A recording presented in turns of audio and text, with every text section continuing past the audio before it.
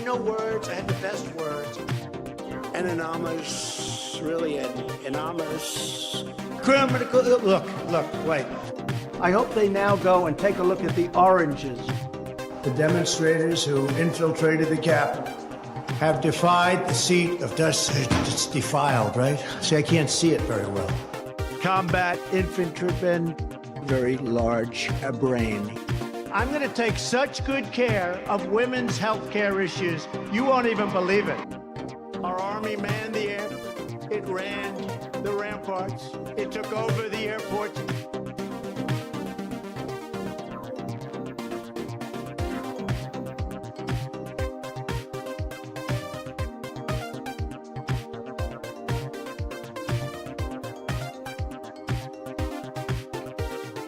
Ahem.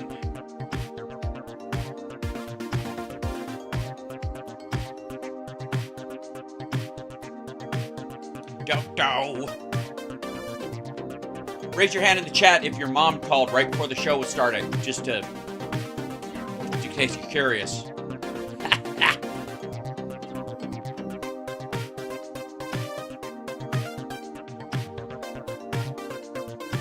Can you hear me? All right. We are going to be a country no more. I actually think it will not. It will be a country no more. To be a sanctuary. Obama. Real bipartisan solutions. An anonymous, really an anonymous. They sacrifice every day for the furniture, the future. When they gaze upon Yosemite.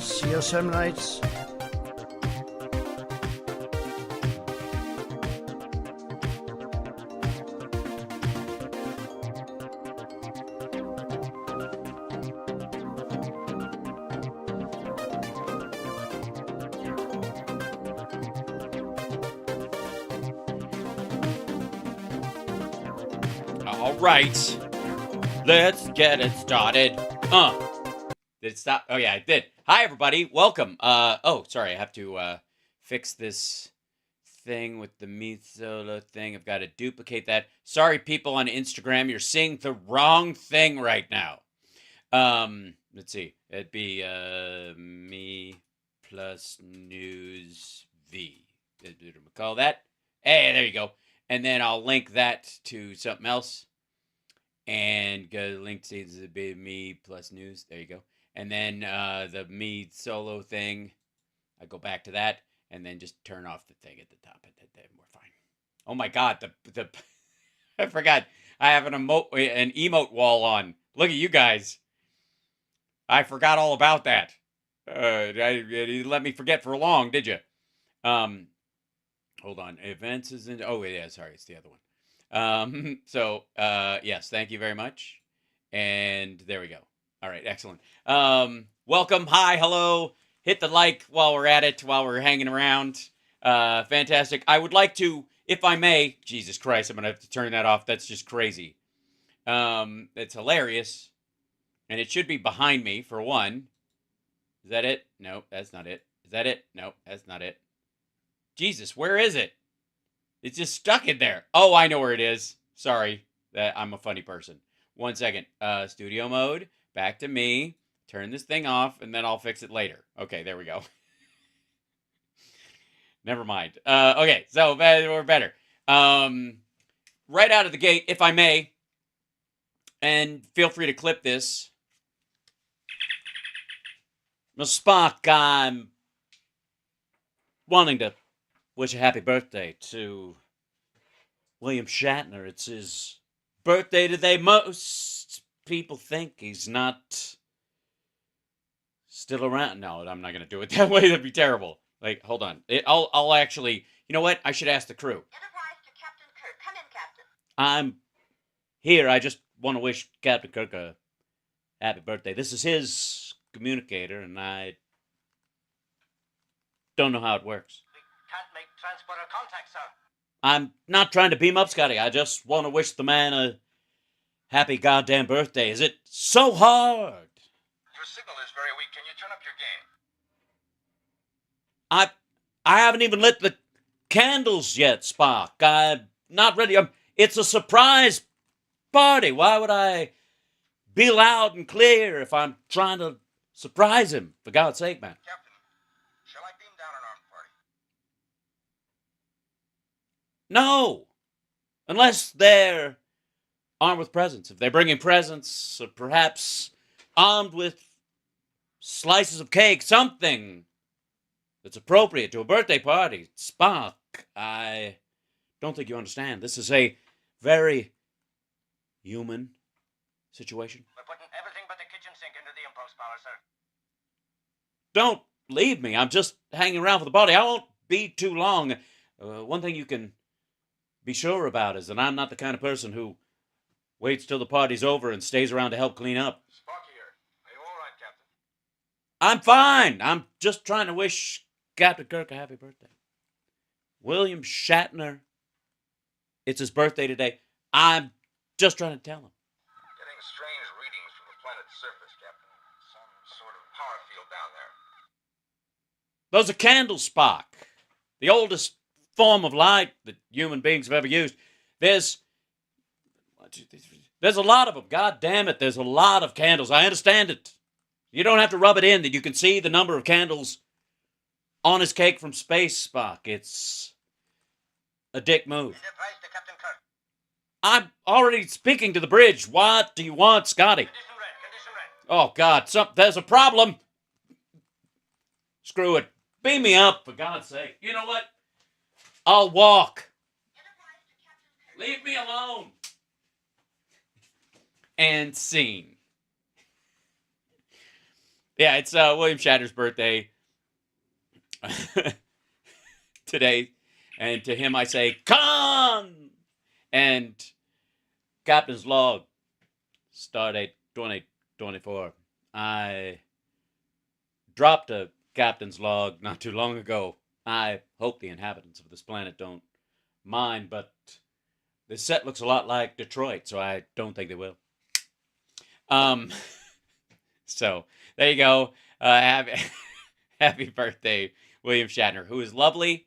And I gotta say, there are very few situations where I fanboy.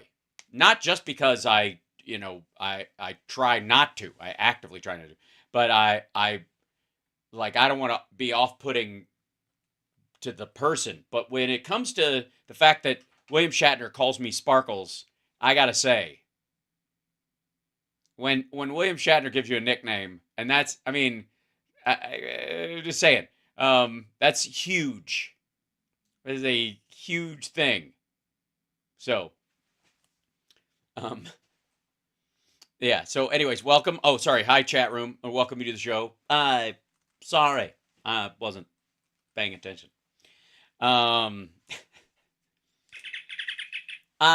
bought this goddamn thing so that I could use it in a Nerd Halen video, and it worked like a charm. But I'm actually, for those of you who don't know, in Nerdy Woman, our take on Pretty Woman that Nerd Halen does, I sing in Klingon. Yep. I think I'm the only person that sings in Klingon in a song ever. Maybe not ever, but that you know of, that's for goddamn sure. Right? Yeah. So, yeah, I have 2 lines in that. I intentionally did that. Just so you know, I have the weirdest gadgets. That is not even a weird gadget for me. Shit. What do you mean we don't have a bridge? Why the hell am I not notified about these things? There's lights around me. They're beeping, they're flashing, the beeping. I can't take it anymore. I'm fine. So, yeah. Lots of the Klingon actors saying that's different. Yes, get Guinness. I'm in there for a couple of things. It's nice. So, make a Klingon inspired. I'm almost there. This is a little more X-Men than Star Trek. Although it's red, so it's probably not the best one. Yeah. So this is there's a man on the wing of this plane. This is the Sparkles Report. Welcome. So, hey, Trucker John, what's happening? It's good to meet you in person. Yet again. Fabulous. And anyway, so the yellow shirts, well, there's more of them, I suppose. Yeah, by volume, but as far as the per capita, I think was the issue. If I'm not mistaken, per capita, the red shirts lost a lot more. And you know, when you say per capita, there's many per capitas. It's like per capita relative to what? Okay. So also, do I have the just got out of the shower look? No, I've just I've discovered a new treatment for my hair, and it's been very good to me. So I'm continuing to do it. I just, Anyways, that said, oh my God, the MTG versus Mike Johnson shit is hilarious and great. Well, shit, let's jump in here. Close, get out of here. Yeah, where is it? Oh God. Okay, sorry. Different page I have to open up. I just built a new page to show articles. Let's see. Yeah, so we'll look at her video in a minute because she's going to, yeah. There we go. Let's go to, there we go. Cool. It's like the real news or something, except in space. That's what I'm trying to do. All right. Ever thought of getting a perm? Yeah, I'm going to go totally, Stoney Jackson. I don't know if you know him. He was the co-star of a show called The Outsiders. And it was kind of like a Simon and Simon cop-ish show, but a white guy and a black guy cop buddy TV show, which I loved and had like 6 episodes or something, and they canceled it like the bastards that they are. And the opening theme song was Just a Job I Do by Genesis, which is another reason why I loved it. So there you go. This is fucking fun, though. Didn't take long. Although, as we'll see in her video, it's kind of stupid. I mean, it's not gonna amount to shit. She's like, it's always gonna be there. I filed it, but we're not gonna act on it. Think of her. What is it? And we'll talk about this later. But what is Marjorie Taylor Greene said as she was coming out of the Capitol today down the steps? I filed it, but we're not going to act on it. It serves as a warning, even though she filed it. But they're not going to vote on it unless he gets his shit together. All right, what's he going to do? Vote for another fucking bill this year? The bill's passed, dum-dum. There isn't going to be another situation like this, you asshat. Anyways, great. So not only is it an impotent warning, it's also not a warning towards anything. And he just lost another person from the fucking... They lost another GOP House member. He's leaving. As of April, God damn it, I'm going to be so right when November comes around. And I fucking told you guys, that after he leaves, they have a 1 vote majority. So just one vote to spare on legislative. 1. Oh, I guess it's technically 2, but they can't lose 1, which is hilarious. So, and we're not even to the ones that are going to get kicked out for being fucking crimey criminals, criming all around. We haven't even gotten to like Matt Gaetz's ethics problems. That motherfucker's getting deposed next month. It's just fucking great. Anyways, but where was she? I was a stupid idiot. Okay. She goes, it's going to sit there. We're not going to act on it in this situation. But so she's basically, think of her as, if you would, the Shokin of the House. Because as we know, the prosecutor Shokin in Ukraine was famous for starting investigations, but not acting on them, putting that investigation on the shelf. And then if you stop paying him his bribe, he would pull the investigation down and hand it to one of his investigators. Now, because he was involved in so much criminal criming, a lot of the investigations he started couldn't even be prosecuted anyways, because when he got kicked out, they were like, well, he's obviously a sketchy fuck, so we got to start from scratch. So they had to erase a bunch of his, and then they started all over, and when they did, they kicked Lobachevsky out of the country. So anyways, that's what she's trying to be. She's trying to be the Shokin. She'd be Shokin of the House. Now, A couple other pieces of news, which are pretty funny. Maggie Haberman reveals Trump world chatter about Trump rage at property seizures and possible bankruptcy. You hate to love it, don't you? All right, here we go. New York Times correspondent, CNN analyst, and I guess Trump cockring. I don't know what the fuck. I don't mean that in a sexual sense. I mean literally like the applier of it, not her, her physical person. Reveals that her insider sources said about former President Donald Trump's rage over potential property seizures and maybe even the B word, bankruptcy. Speculation abounds about how Trump will pay the bond to appeal the payment of fraud judgment that cost him in excess of $460 million if appeals are unsuccessful. They will be. Goodbye. And the deadline for that bond, if the appeals court doesn't intervene, is Monday. They won't. Goodbye. Shut the fuck up. Now, on Thursday, and by the way, the intervention would be, I guess, maybe by the end of today, offering him a 90-day extension, but why? Based on what? First of all, isn't he rich? Right? Isn't he supposed to be rich? Also, he just bragged about having $500 million in cash and saying, they just want to take all my campaign money away. It's like, motherfucker, that just proves that all the cash he has on hand is from campaign donations. That he considers that his cash. What an asshole. All right, anyways. She was on the Situation Room with Boris Sanchez, and she asked her whose network of Trump world sources gave her up-to-the-minute insights. What they're saying in Trump world, okay, Sanchez. So Trump is lashing out at Letitia James. She goes, look, he's very, very concerned about it. It's not the only thing he talks about, but he does rail about Letitia James in private. He does talk about how unfair he thinks the case is. There's no difference, Boris, between what he's saying publicly and what he's been saying privately. The one thing I would say is that he is opposed to personally to filing for bankruptcy. Yeah, because it's personal bankruptcy. He'll jettison fucking companies, but when it's him, yeah. He's been very scarred by the bankruptcies that were filed against his companies in the early 1990s. This would be personal to him in a different way. Yeah. But it's not something that has been totally ruled out as a possibility. And again, I don't think it's likely. It's something that could hurt him politically in a campaign, but it's not entirely off the table. Yeah, it'd be hilarious. I mean, first of all, how do maggots think that? How do maggots accept this? Right? How do they don't they all believe he's like a super, super rich guy and he has $13 billion? And I mean, even Greg Kelly the other day was talking about how much cash Trump has, and then he doesn't have it, and he can't get loans on his property because nobody believes they're worth what he says they're worth. For fuck's sake, man. It's what the fraud charge was about.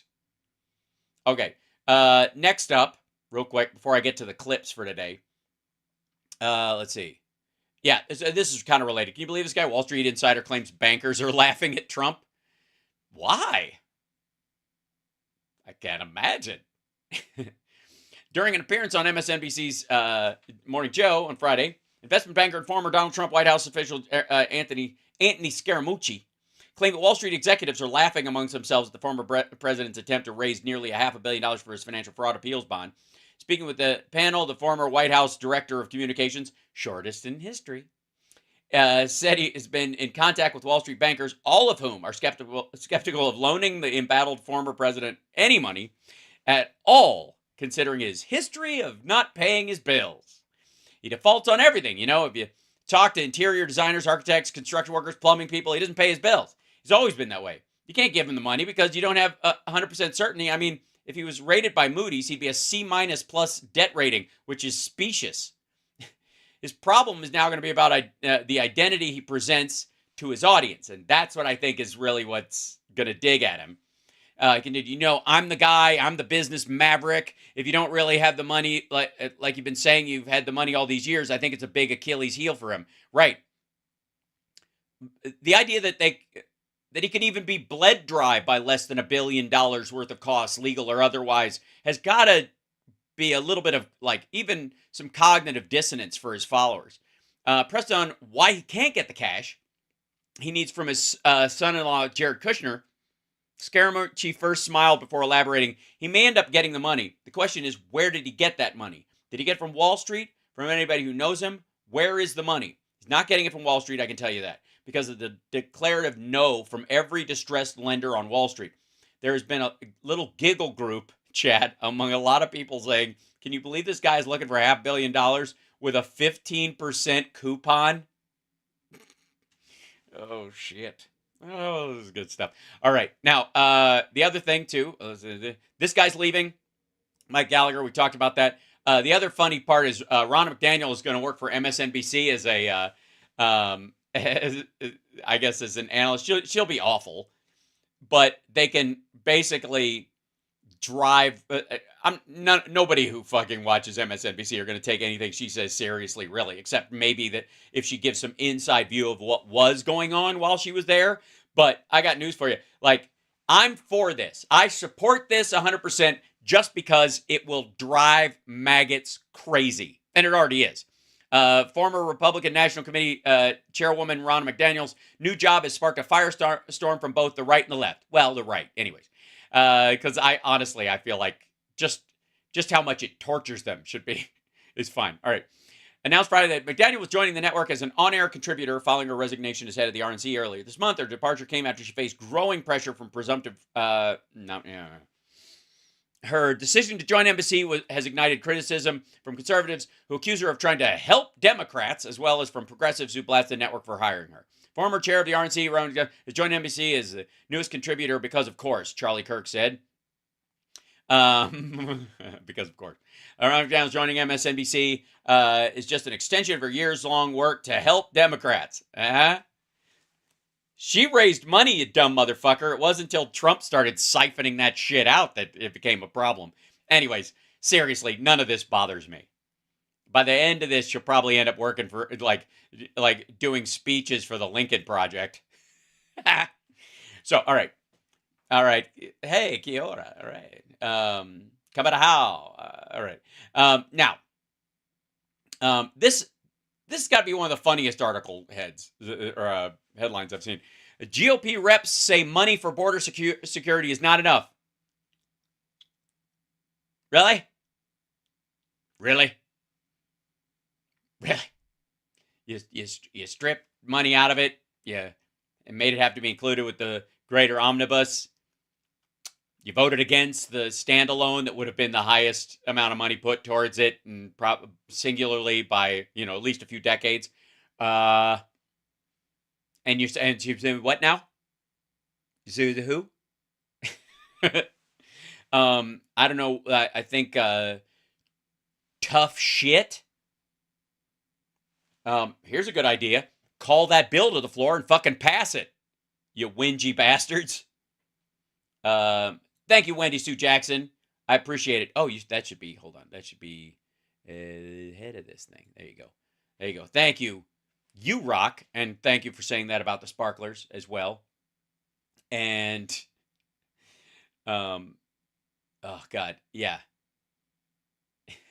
It's just fun. Anyways. So, then real quick, is it this one? No, it's this one. That's the Maggie Haberman. Yeah, this is the other thing. So I don't know if you know this, but there was a mass shooting in Russia. 40 people killed, 100 people injured at a theater, which is very reminiscent of the Chechen shit that happened and the apartment fires that, of course, I'm sure we'll talk about this some with Phil tomorrow. But this is a huge fucking thing. And Tobias is saying false flag. A lot of the people saying initially it was it was like Ukrainians and all this stuff. And it turns out ISIS is taking credit for it. So this is, ISIS has like Russia and Iran together have an ISIS problem. Yeah, it was but at least 40 dead was the thing. This is huge. And it's sad. Like, I'm not for citizens getting slaughtered like this in any circumstance. Unlike Hassan Abi and some of our weirdo progressive friends who seem to champion the deaths of civilians if they believe in one side of the cause. And all I'm going to say is never, not ever. Fuck you. It's pretty simple. Yeah, this is straight up, this if it's coming from ISIS, is straight up terrorism. The other side of it, though, is that, it's hard to trust anything that comes out of there. And it was a Russian rock band playing. Jesus Christ, fucking sad. Yeah. So this is the ISIS claimed responsibility for an attack at a popular concert venue complex near Moscow Friday, leaving at least 40 dead and more than 100 wounded after the assailants stormed the venue with guns and incendiary devices. The terror group took responsibility for the attack in a short statement published by ISIS-affiliated news agency Amaq on Telegram on Friday. The group did not provide evidence to support the claim. Video footage from the site of the attack, the Crocus City Hall concert venue, shows the vast complex, which is home to both music hall and a shopping center, on fire with smoke billowing in the air. That was the weirdest part. I guess the incendiary devices is the thing. They opened fire with automatic weapons and threw a grenade or an incendiary bomb. You think they're trying to avoid Molotov cocktail for some reason? They don't want to bring it up. Which started the fire. They reported the roof of the venue has partially collapsed. That's not surprising. A lot of roofs in Russia collapse. The attack unfolded before the music group Picnic was set to perform. Picnic. Okay. According to Russia 24, the band's manager told state media the performers were unharmed.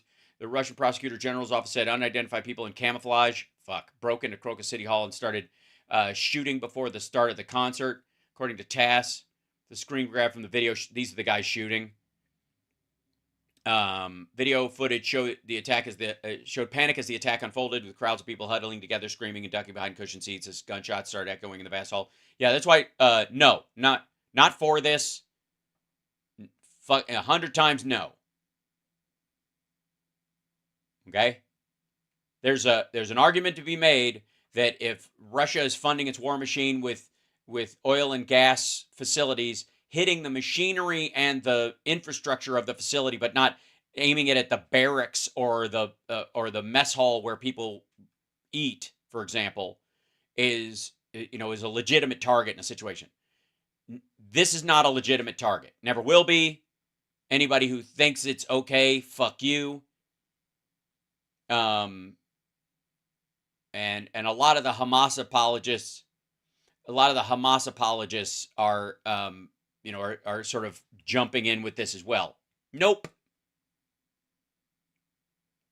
It's real easy for me. You don't open fire on civilians in concert halls, period. You think they were trying to get any government officials? No, I don't, Big Steph fan. I do not. I don't think there were, yeah. Well, that's, Boston Brian. Yeah, one Russian senator is already blaming Ukraine. Well, a lot of that guy, insofar as I know, and I've been looking at it on the other Telegram chatter channels, that guy, as far as I know, blamed Ukraine before ISIS claimed credit. And apparently from being there, they could tell that they were ISIS, essentially. Like that it was fairly clear. Our fight is with the government and military forces only, viable military targets. Exactly. I mean, just fucking gross. And reminder, by the way, they recently polled Palestinians in the West Bank and in Gaza. The West Bank, the majority of people said that October 7th was not good and didn't help. And 71% in Gaza said it did. And it was a good thing to do. Now, polling these people, they're walking up and asking them or having them fill out forms with somebody looking over their fucking shoulder, right? It's impossible. So, How Biden said 30,000 killed, including 7,000 children. How aren't they innocent too? Biden thinks so. Yes, but they're not aiming for those people.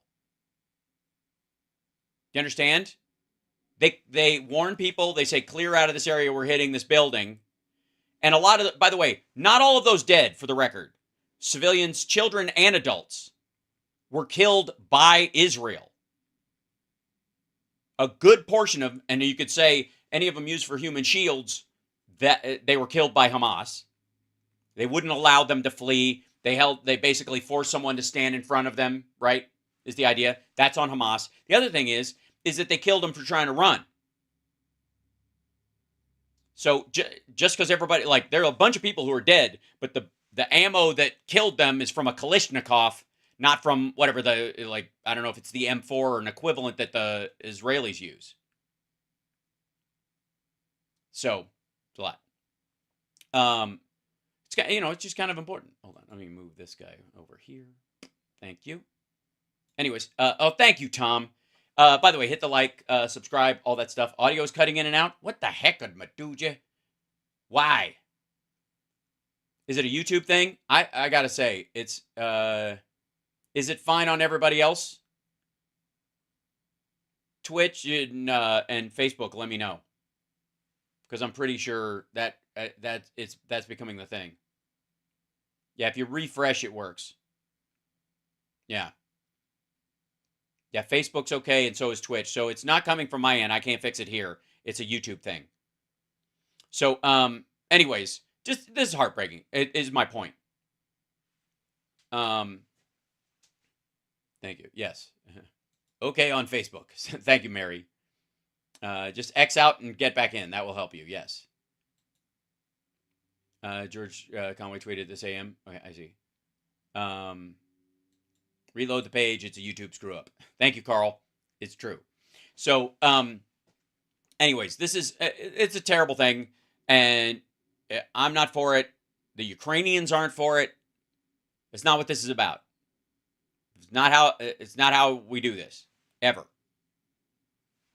And collateral damage is not a direct assault.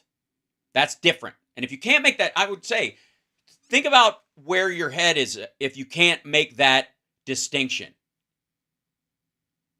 Because if you think collateral damage and direct killing is the same thing, then I presume, yeah,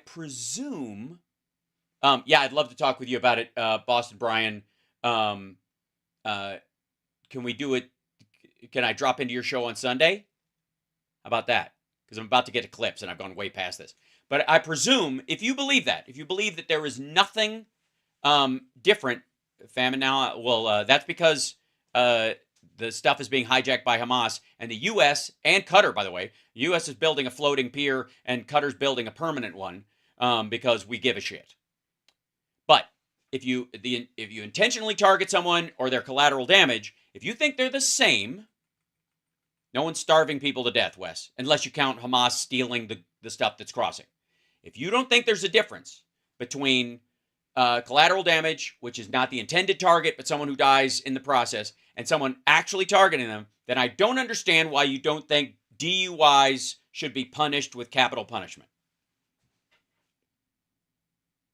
Right? The DUI, I mean, DUI should be charged as attempted murder if you don't run over anyone. And if you do run over someone and kill them, why is that not first degree murder? If those things are the same, right? Does that make sense? Okay. And there is a very distinct difference, right? Between this, and again, hitting tanks and hitting like fuel lines and shit like that. Huge difference. And if you don't think there is one, I don't understand you. I think most people in here indeed do. I think you can make that distinction, right? It's not Israel, it's Netanyahu. I would argue that that's true as well, Mark. Okay, so do you like the new article window? Does it help at all when I'm doing article-y things? Cool. Okay, so until then, though, let's see. Let me jump back over into here, and we'll get into our clips for the day. Now, get in here. We're gonna we gotta start with Marge and her ilk because it's just hilarious. So if you don't know, the House passed the bill. I think the Senate is still voting on it, still going through it, and it's really not. They're really not debating it much. The only person who did an actual debate against it. No, I did not get my haircut. It's actually back here. It's just shorter on the sides a little bit in the front. Anyways, and it's wavier, so the only person who was really kind of going after the budget, sort of kinda, was Rand Paul, and he fucking always does. So I don't, in any way, can I put the chat in one of those spaceship windows? That's a great question. It's not a bad idea. Let's see. Well, I mean, I do. Hold on one second. When we do this, I do. Yeah. Yeah, super chats are super groovy, Groove Dragon. Thank you. Please read them and like them. I will. Oops, hold on, let me move this down here.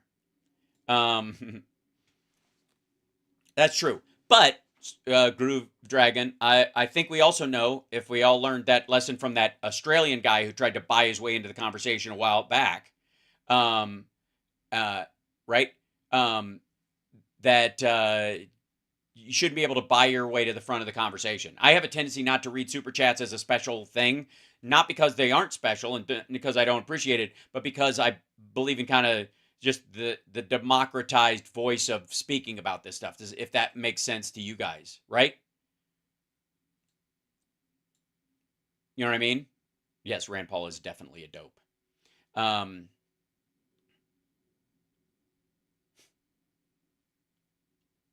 Most moral army in the world, Kaiser. Well, that's the thing. I would love to hear your argument otherwise. Yeah.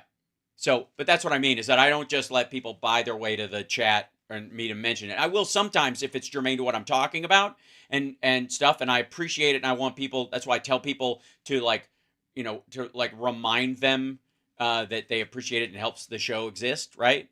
But I don't necessarily. It's super chats are for the chat's benefit. I'll just get the proceeds. That's true, but it's also like I do appreciate it. But I don't want. We've had people who try to buy their way on to saying shit on the show, and it didn't work that way.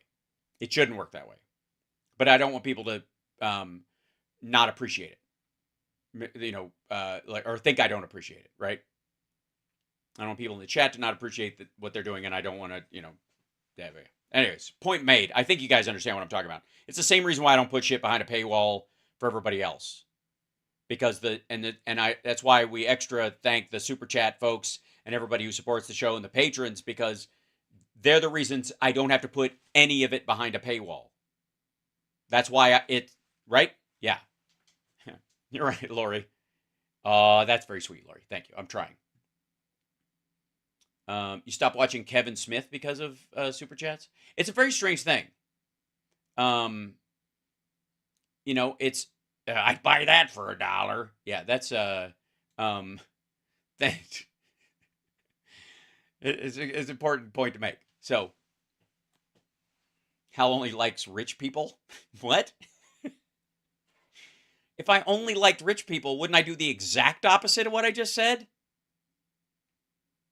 You do realize this is one of the few channels, he's obviously bullshitting, but this is one of the few channels that doesn't turn on like members only chat on Twitch, for example, or subscriber only chat on Twitch, so that, you have to pay to be able to say something. Yeah.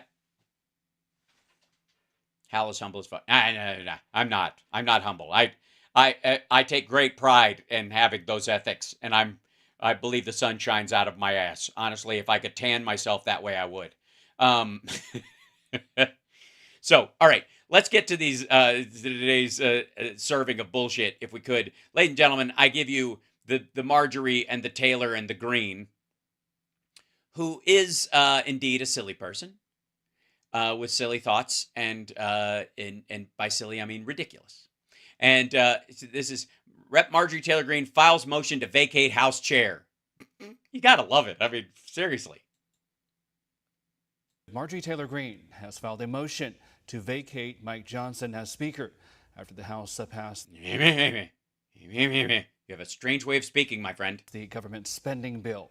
Greene expressed that the bill that passed today was a Democrat bill, calling it a betrayal of the American people.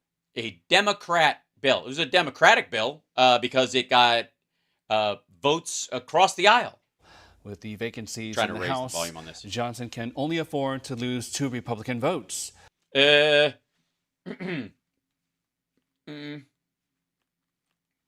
now next month. And Greene claims that she has support on the motion. Yeah, from other fucking lunatics. You know who she doesn't have support from?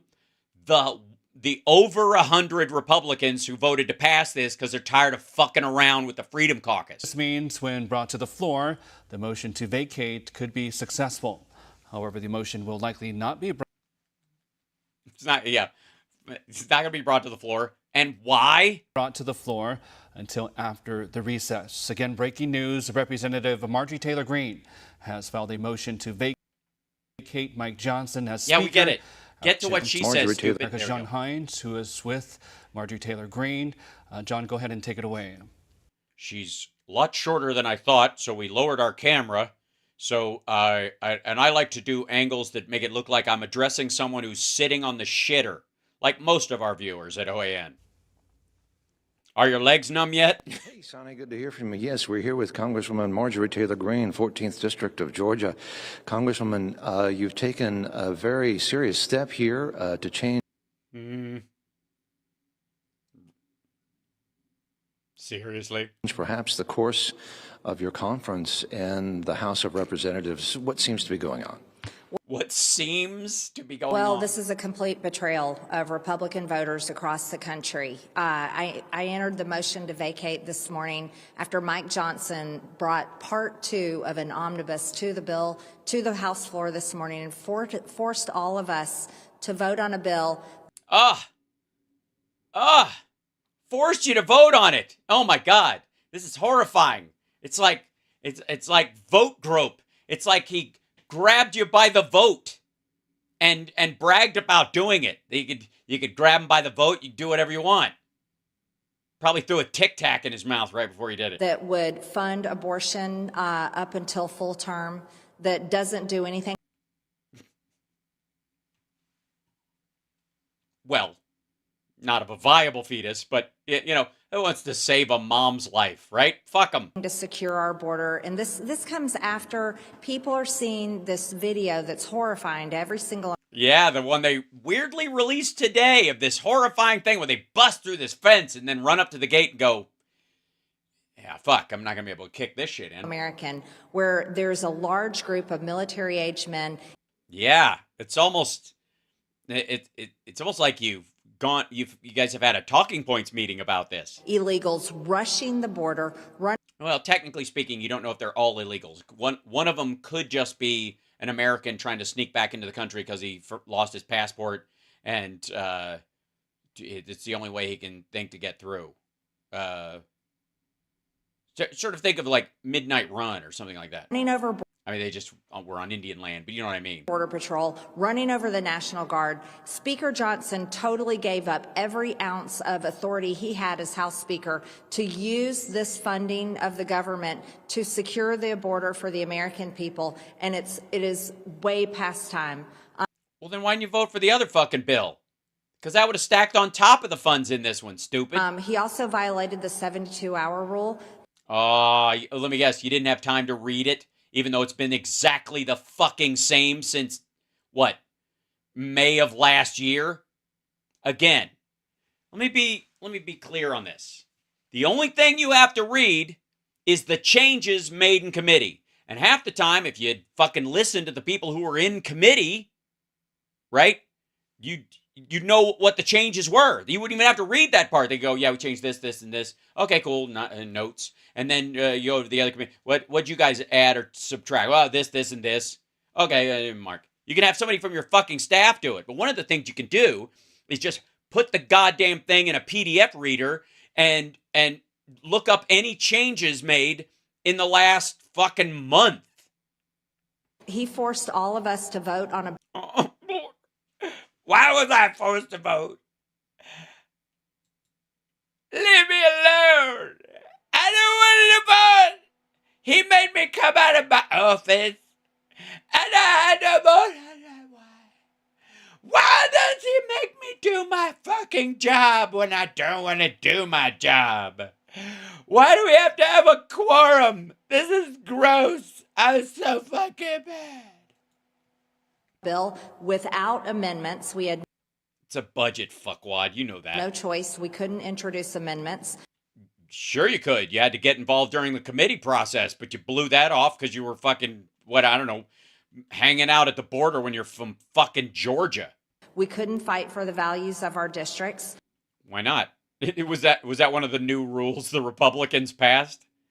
All right, you can vacate my spot with one vote.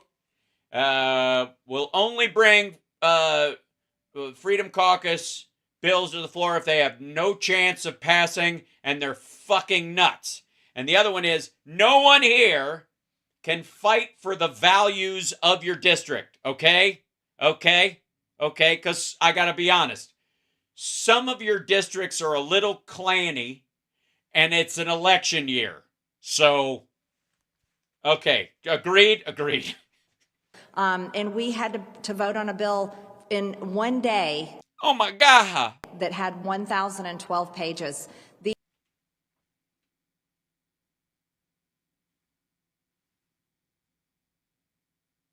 Do you think all 1,012 of it is brand spanking new? These are breaking our conference rules. This is not what Republicans want from a Republican Speaker of the House, and he's basically handed over control to Chuck. Hey, sorry. You got the fucking 2-week vacation to avoid Ukraine funding that you asked for, and when you came back, you didn't have enough time to get fucking through this. Chuck Schumer. I have heard a lot of your colleagues. I've talked to a lot of your colleagues here in the last couple of weeks, and there's a lot of frustration, which sounds a lot like what you've just said. Do you? Right. I mean, some of them, about 100 of them are frustrated that you're a dipshit and you keep grabbing the wheel and trying to steer the fucking car into the ditch. But I feel like maybe you're a vessel for a lot. Yeah, I'm a vessel for Jesus. CrossFit Jesus. A lot of the comments, a lot of the frustrations of your colleagues that. Do you think that you're kind of the target of a lot of people who are like, fuck her? We've been hearing about these last several weeks. Yes, there's a lot of support for a motion to vacate in the conference. Yeah, a lot. I'm going to guess shy of 100, though. It's an uncomfortable situation to be in, but I'm going to be very respectful about this process. Yeah, that's a good thing. Yeah, I'm going to be very respectful, even though I wasn't allowed by this speaker to fight for the fucking ethics and morals and Christian beliefs of my district and for statues of Robert E. Lee, even though this monster tore away my chance to fight for my district. I'm gonna slow roll this because we got we got bigger fish to fry, and it's an election year, and blobbity fucking blah. To my conference, I support my conference. I've paid all my dues at the NRCC and then some.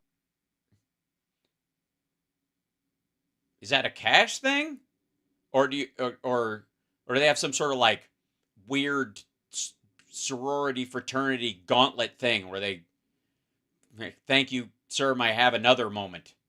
Think Kevin Bacon in Animal House.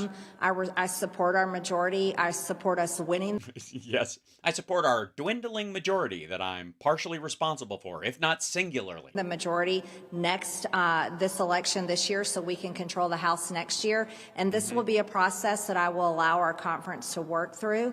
Yeah, just work through it. We need to choose a new speaker. We need to choose a Speaker of the House that is a Republican that. Well, I mean, technically speaking, if you guys are in charge, I'm guessing that'd be the easy box to check. We'll walk into a room and negotiate through strength and not hand over every single win to Chuck Schumer and the White House. So I'll be talking with. Oh, you mean the other 2 votes that are necessary to pass anything when you have 1 out of 3 that are necessary in the process? Many of my colleagues and work through this process. It's also my intent to make sure that committees can continue to do their important work. Yeah, I'm not going to read any of their shit. How else am I going to play dumb when it actually makes it to the floor? The important investigations that we have going on, such as our investigation into Joe Biden. Yeah, it's great. It's going well. It is going well. I mean, any day now. The Oversight Committee, also taking our articles of impeachment against Mayorkas, which, by the way, are my articles of impeachment, over to the Senate. Just why? To watch them laugh at them, or? Chuck Schumer needs to hold a trial in the Senate. Yeah, no. And also continuing the work through House Admin on January 6th and other important committee work. But Yeah, it's so important that the people who attacked police officers and beat them with their own batons and tried to steal their guns and shit in the rotunda and stole computers and tried to sell them to Russia, it's important that those people be freed immediately so they can start their God-given work. The clock is ticking, and the time has started that our conference needs to have the conversation and find a speaker that we can trust, that will support the Republican majority and the American people. Okay, Jesus Christ, that's just gibberish. So a motion to vacate, what's the process now as you understand it? Is there Yeah, no.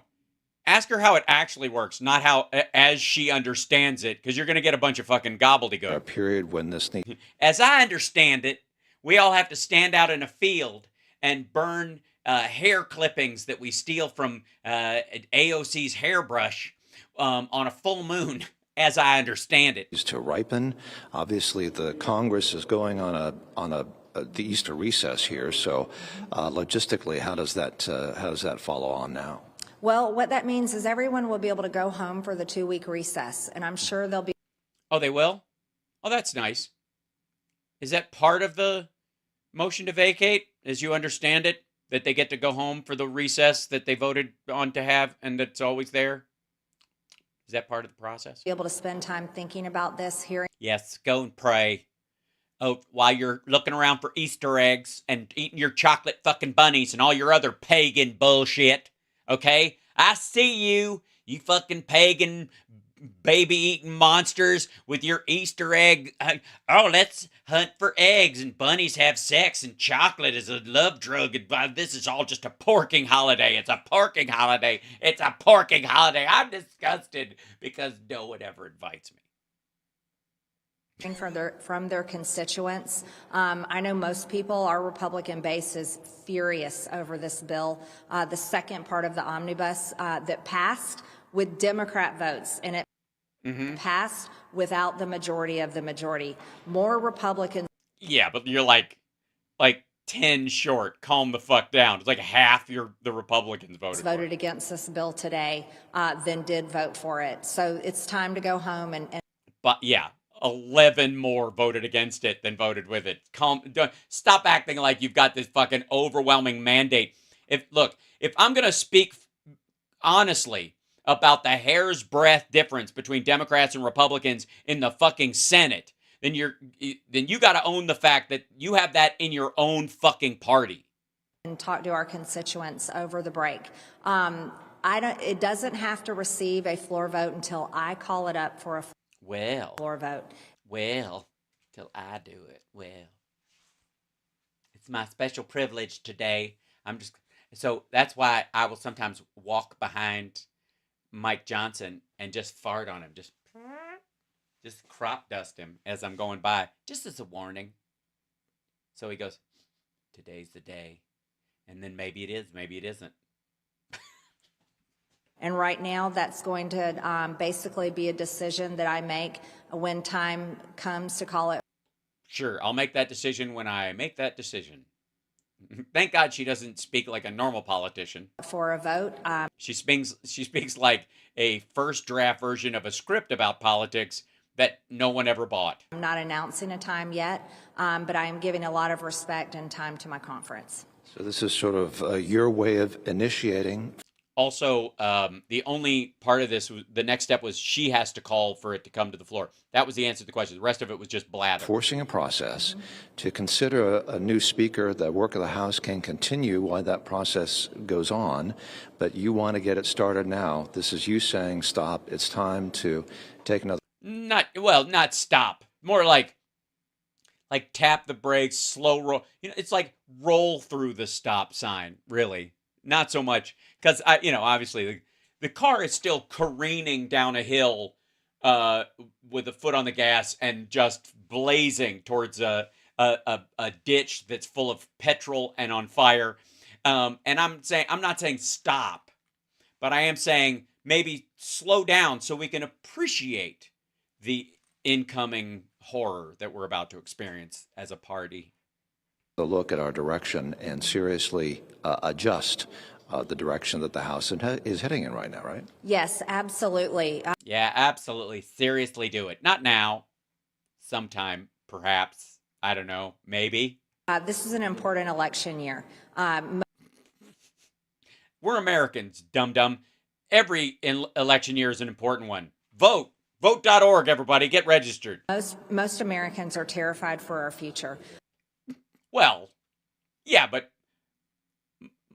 the majority of them are afraid that Trump will be president again, for fuck's sake. We're watching what's happening in the border, wondering who will be the next woman that is raped, who will be the next Laken Really? That's what you ruminate on? Riley, who will be the next person that finds squatters in their home. There was a woman just killed in New York when she went to remove squatters from her mother's house.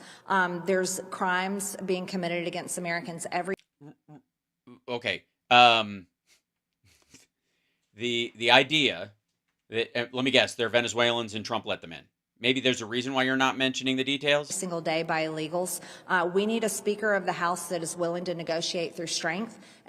Oh, you mean like, we're going to pass this goddamn border bill. I don't give a fuck if the Freedom Caucus likes it. This is the most conservative fucking border bill in the last 60 goddamn years. And on my watch, we're passing the fucking thing. You mean like that kind of strength? Or, oh, you don't mean that kind of strength. I'm sorry. The kind of strength where you don't do anything about the border, but you yell at Democrats acting like you have a 60-40 majority when you fucking don't. You mean fake strength. I get it. You know, like Trump's head on a rocky body. I got it. Okay, that kind of strength. And that is also willing and cardboard cutout strength. capable of leading the people's house for the policies of President Trump when he wins this election in 2024 and moves into the White House. That's extremely important to me, and it's extremely important to the American people.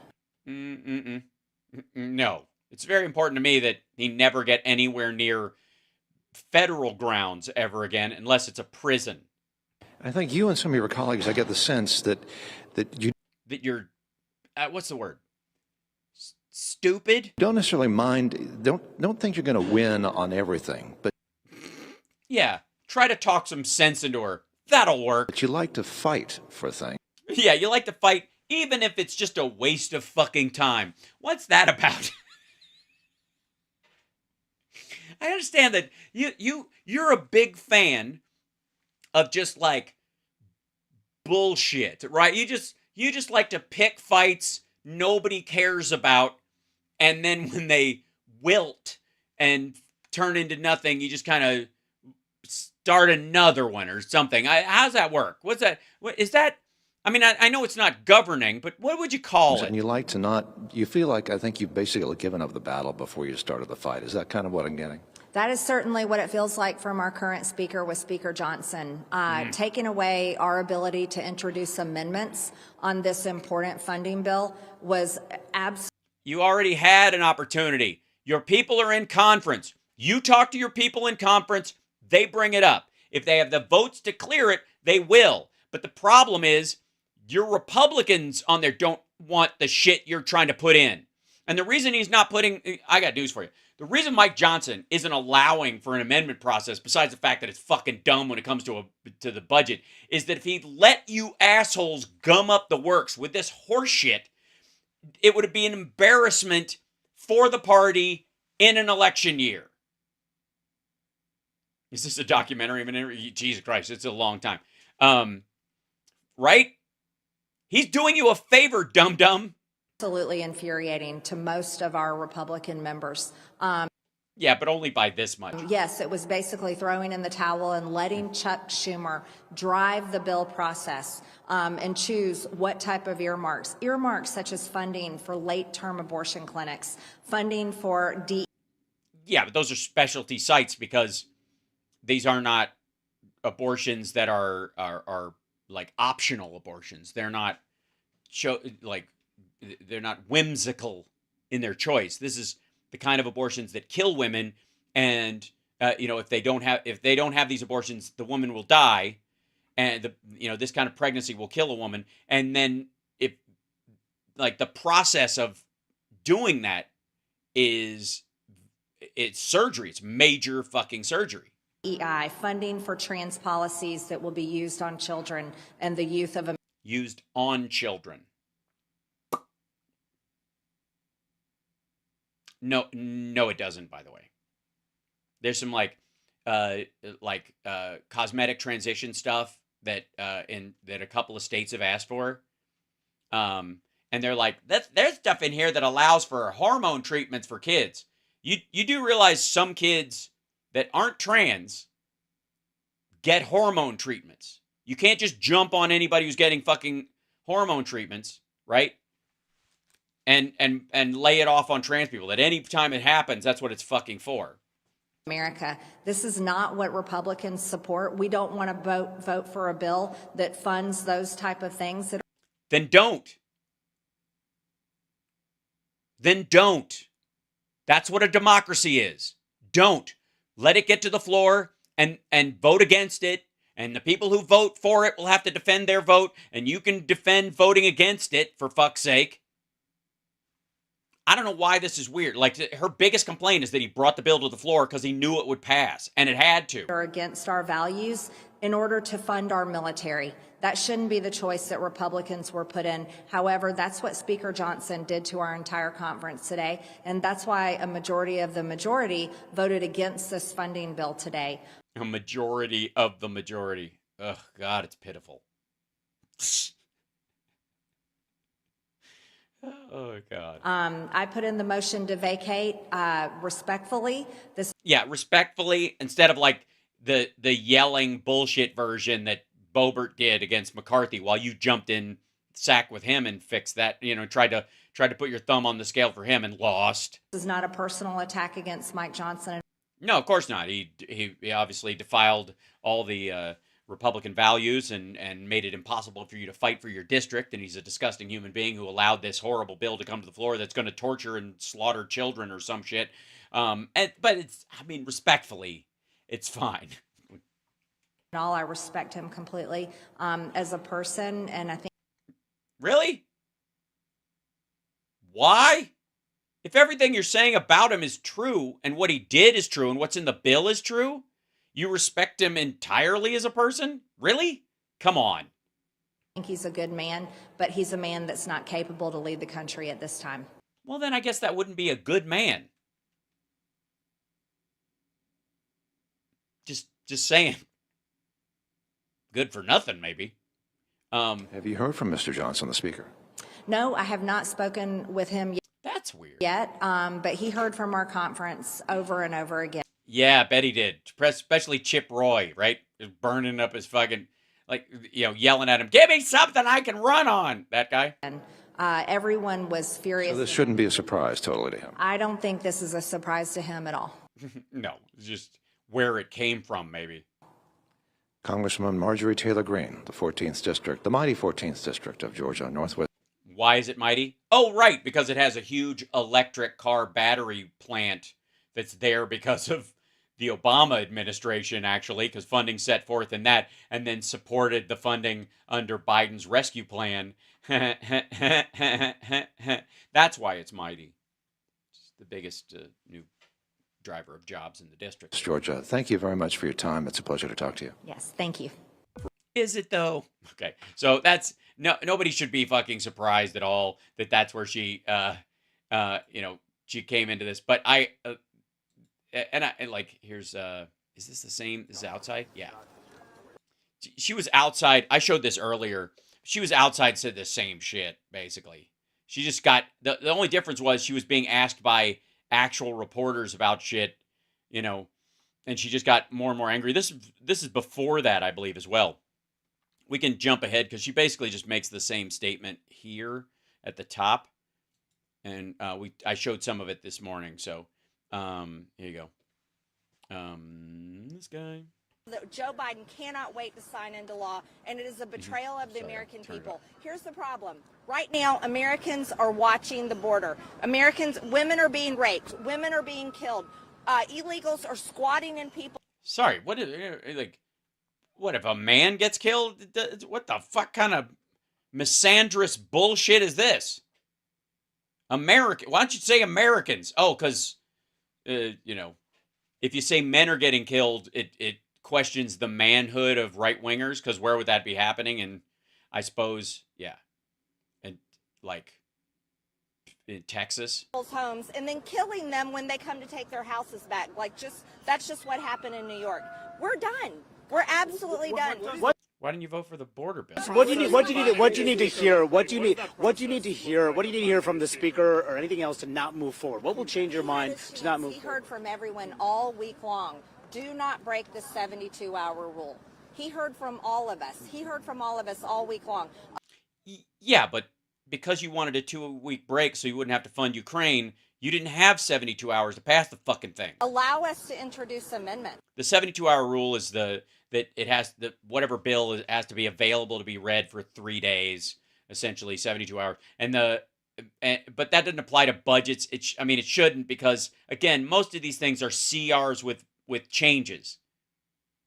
They don't what kind of a fucking business starts from scratch with their fucking budget every year for every project, every wing of the company, every sub LLC? Like, you're going to start over? Okay, so this year, what are we going to pay the board? Let's start manager by manager. Like, can you imagine by the time you finish the project, it'd be time for another budget. Allow us to do That would be your job. our jobs. Allow us to represent the districts that voted for us and sent us here. No, I'm sorry, we can't do that. It's just not. I mean, I'd love to, but no, you're not allowed. You can't represent your district. It's against the rules. It's against the Freedom Caucus doesn't want it, and I don't want it either, and we don't want it. So sorry, you cannot represent the people of your district. You're based on your votes that say your vote is representative of your district, and so your district. Even though the majority of your district would probably want this passed and to move on with it, you want to vote against it. And so by bringing it to the floor, you have to go against the actual will of not just the voters in your district that didn't like you, but the voters in your district that did vote for you. The majority of these, of which would like, why don't you just do this and get on with it? We want a secure border. Well, then why didn't you vote for the fucking border bill last time? And the Senate proposal of legalizing 5,000 people coming across the border every day. It doesn't legalize it. It sets us an emergency standard where you can shut it down. Is not securing the border. And this is giving. Well, is it better than 7? Because that was the number last week that they were talking about. 7,000 people crossing the border at this big push that happened. If you'd have had that bill in place, you could have shut it the fuck down for as long as you wanted to. There's not even a limit. Right, exactly. Water got us. There's 7,000 people were crossing. What about those extra 2,000, dum-dum? Those are okay with you? Okay, if anybody's killed or sexually assaulted, beaten, or had shit stolen from them by the other 2,000, I'm going to assume that any crime committed is in the 2,000, the people who came late. The families show up early and file for, there's 4 of them at a time. But the stragglers, the roofing age males that we talk about, all those guys, they're in the 2,000. They're the extras. They're on you. Up every point of leverage we Where's Mr. Dog the Bounty Hunter? have. Also, forcing Republicans to vote on full-term abortion funding. They didn't vote against it. Vote against it. Did he force you to vote against it, to not vote for the bill? What are you talking about? In order to fund our military is a complete betrayal of all of our values, and our voters don't want us to be doing that. Maybe there's another way to solve that problem. Yeah. Process of finding a new speaker look like? What does finding a new speaker look like? Well, basically we troll websites for the Daughters of the American Revolution and see what they think. And then we get a list from the Heritage Foundation, and we kind of we overlay them like on onion skin, and anybody that stands out is on both lists. We put them in a room and hit them with a telephone book until they say MAGA, MAGA, MAGA. When do you plan to call this resolution to the floor? Again, I don't have a timeline. Yeah, because it's bullshit. That will be a rolling issue. A rolling issue. That's right. If he can't roll a solid joint, then will be yeah. judging and making decisions by. But I assure you, I'm not the only one. I have support on this from others in my conference. Yeah, but not enough to kick him out. And it's not, I'm not introducing this to throw the House into chaos. No, what you want is the threat of chaos. That's brilliant. That's the strategy. I don't want chaos. I just want chaos to be right around the corner. Get me? Committees will continue doing their work. Investigations will continue. I support my conference. Again, I have paid all of my dues to the NRCC. And She said that in the hallway, too, and I don't even know what the fuck she's talking. then some. I mean, just like, what, putting up with them? You're fucking kidding, right? Because everybody in that conference thinks dealing with you is their dues. I support Republicans holding the majority next conference, but we need a Speaker of the House. And is there a single Republican that doesn't? Do you ever occur to you that maybe some people voted for this because they don't want to lose their fucking job? And they will? House that knows how to negotiate, knows how to walk in the room, knows how to hold the line, and knows. He did. He did. And if you're talking about, ruling with strength or leading with strength and making tough decisions, when 11 more people in your conference don't like you than do, or don't want you to do something versus the ones that do, but you don't have enough votes to pass fucking anything, and you might have some dealing to do or whatever, then swallowing it and actually getting something passed that if you don't get it passed, by the way, will fuck your entire conference in the next election. That is being strong in some ways. Knows how to defend America first and the values and the policies that President Trump will bring the next year. Why? Isn't he supposed to?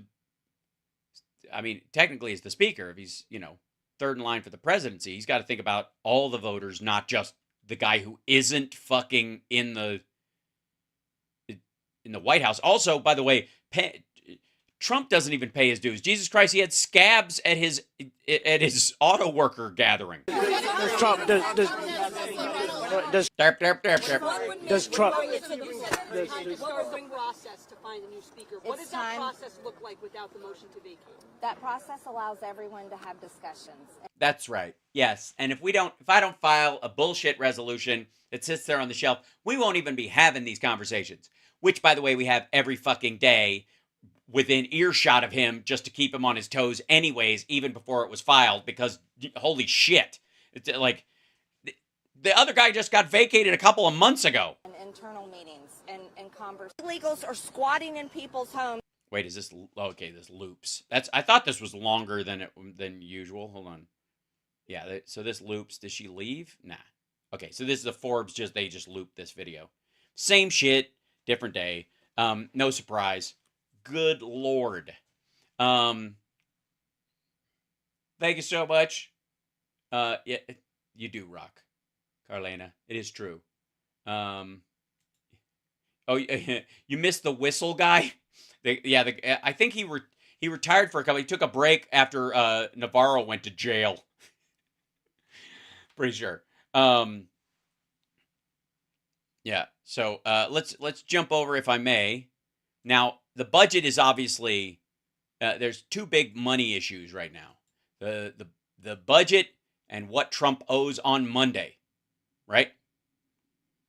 Taxpayers, please nominate the president. Yeah, that's important.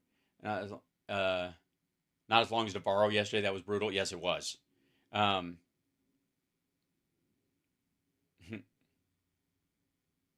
the truth trade. Oh, I've said this. There is no value to the Truth Social company, like Trump Media Group, any more than there is to Trump University or Trump Stakes. It's an attempt by him to get around some of the campaign finance rules and to another cash grab from both his supporters and from foreign people who can put money into his stock and then he can sell it, right? It's just a way of getting around it, right? That's how he can launder money through it. Ultimately, though, like big investors aren't going to just throw him money unless they think he's actually going to win. The last 8 polls say that Biden's beating him. And that shift has started, especially since the border bill didn't pass. And since more attention has been paid to Trump and his hard fade and his fucking gibberish bullshit. Here I am like an idiot. That he, that we've been showing as well on the show. Be despised by both parties, but MTG pulls it off. Yes, it's a trick. I don't know how she does it, but it's amazing. So the money, it's a money grab for him. But I'm here to tell you, Truth Social will lose money for anybody who puts money into it, and the only person who benefits from it temporarily is Trump if he sells all of his shares.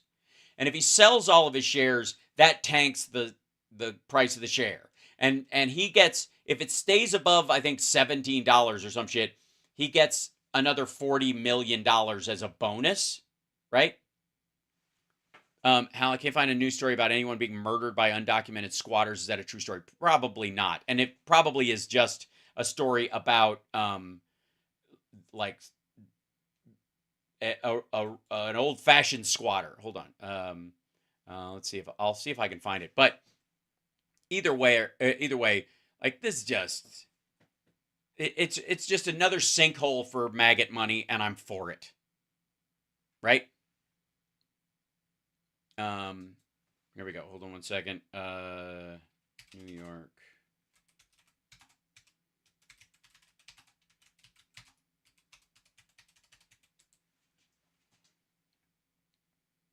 Oh,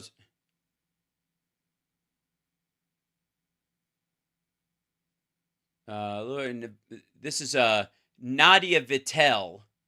This is in Pennsylvania. I don't know why. 2 arrested in Pennsylvania after New York squatters allegedly killed, stuffed a woman in a duffel bag. Police have captured 2 persons of interest.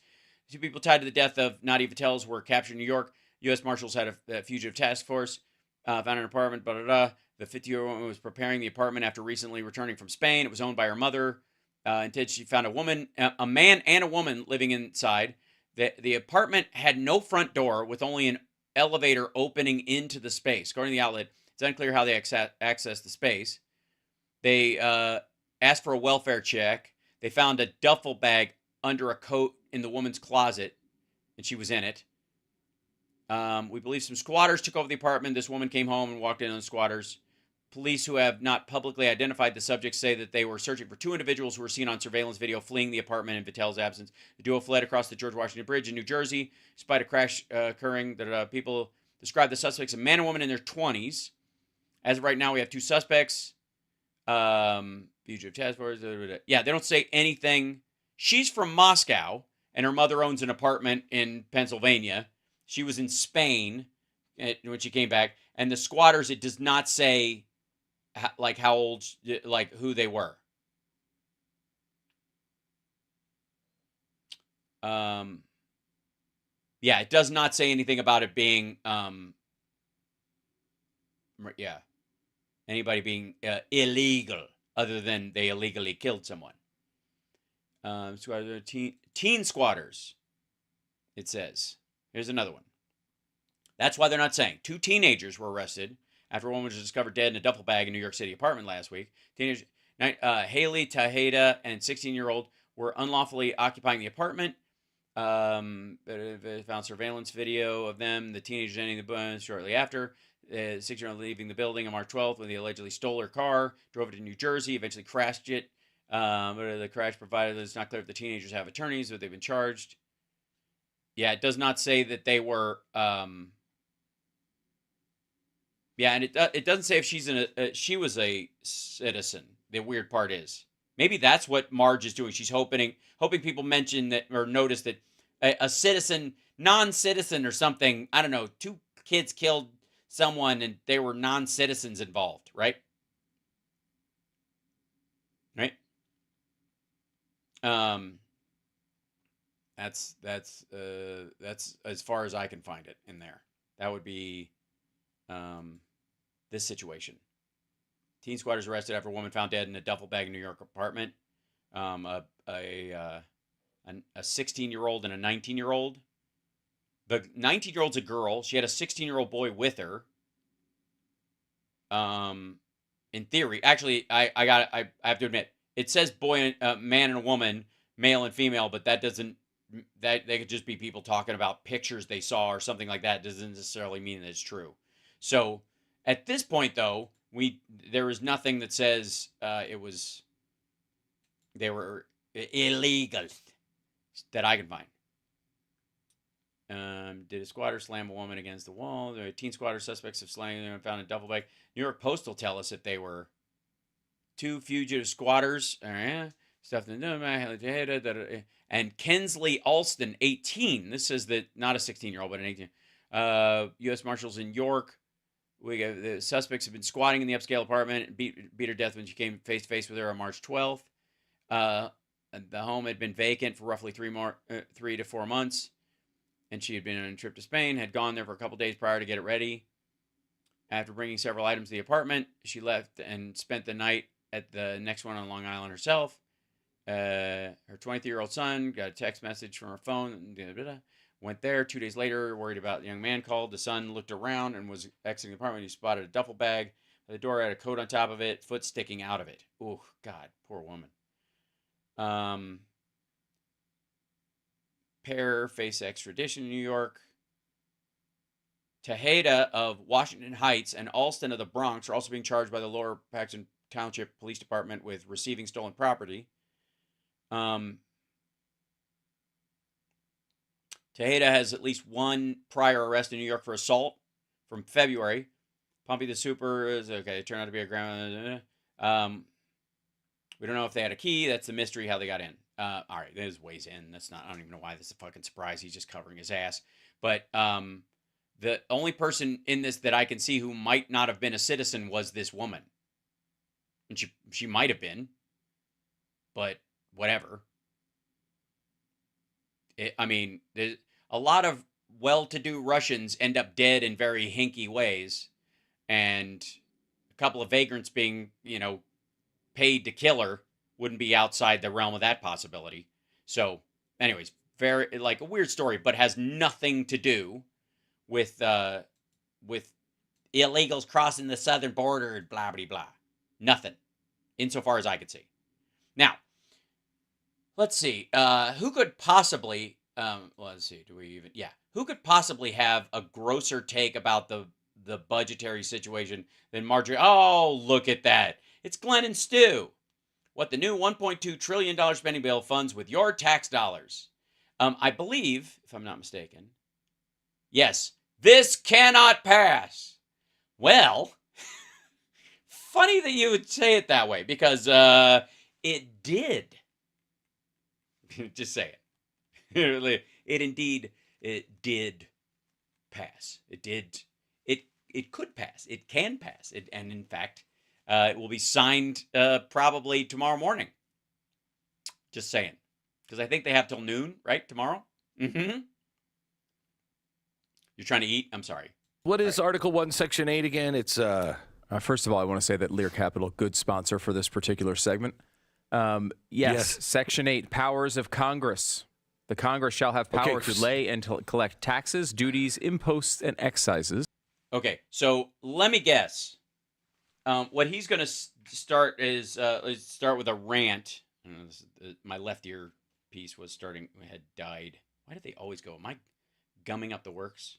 I don't know. Anyways, so let me guess. He's going to go off about. Does it say anything in there about aborting fetuses after they're bored? That kind of shit. To pay the debts and provide for the common defense and general welfare of the United States. Ooh, general welfare. That's the one that Republicans hate the most. But all duties, imposts, and excises should be uniform throughout the United States. all right.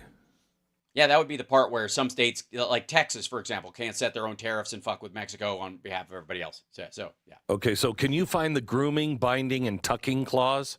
Grooming in bind. Yeah, this is just him being cute and gross. Notice the little smirk on his fucking face that lets you know he doesn't actually give a shit. Binding. And knows that he's talking out of his ass. Yeah. And tucking clause. I'm searching for those words, Glenn. I'm not seeing them in Section 8.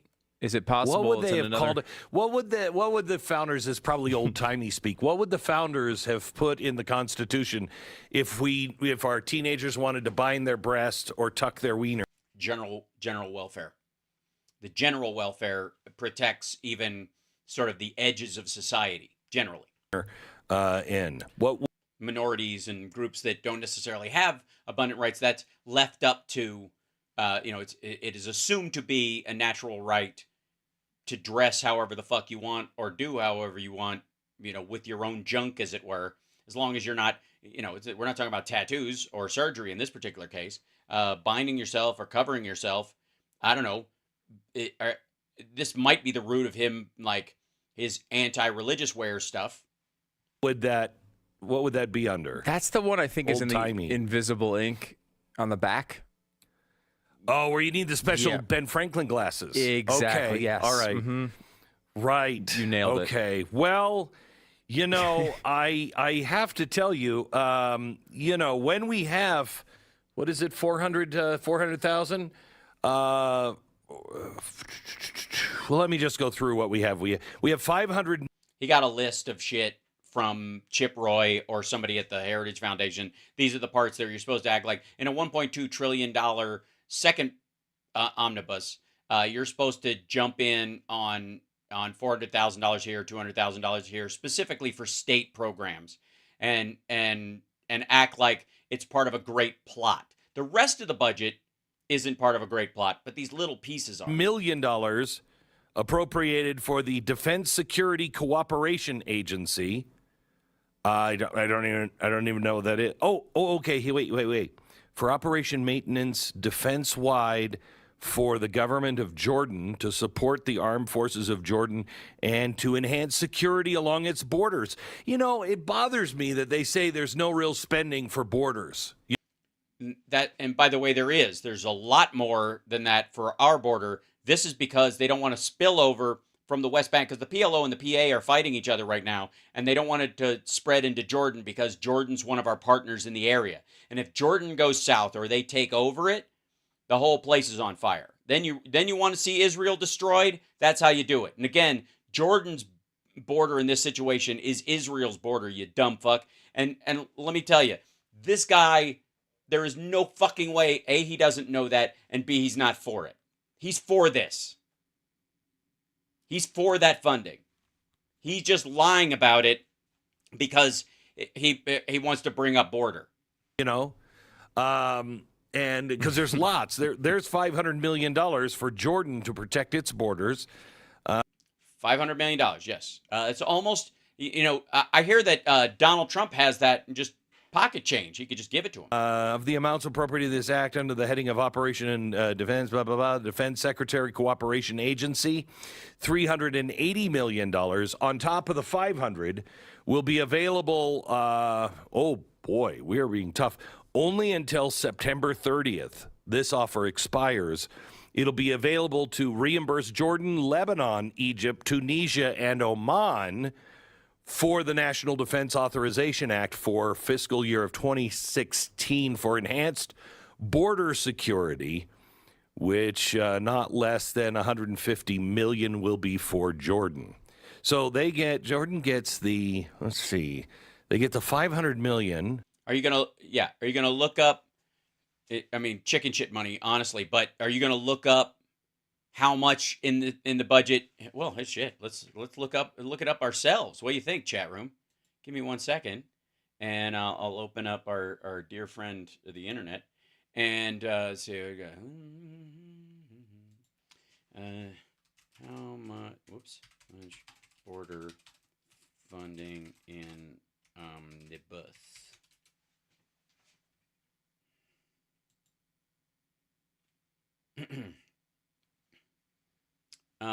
This would be what's in the, and blow this up a little bit so you can see it.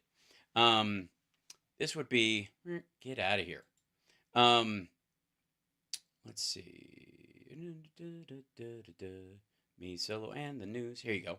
Fact sheet. President Biden's budget strengthens border security, enhances legal pathways, and provides resources to enforce our immigration laws.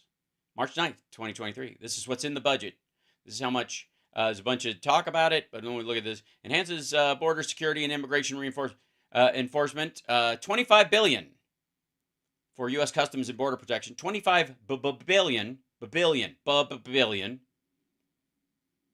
The budget includes funds for CBP to hire an additional 350 Border Patrol agents, $535 million for border security technology, and between ports of entry, $40 million to combat fentanyl trafficking and disrupt transnational criminal organizations, and funds to hire an additional 460 processing assistants at CBP and ICE. Supports a fair, orderly, humane immigration system, $865 million for citizenship and immigration services to process increasing asylum caseloads, address the situation at the southern border given elevated southwest border encounter levels experienced in 2019. The budget proposed a new $4.7 billion contingency fund to aid the Department of Homeland Security and its components when responding to migration surges along the southwest border. So that would be the part that expires or rotates through.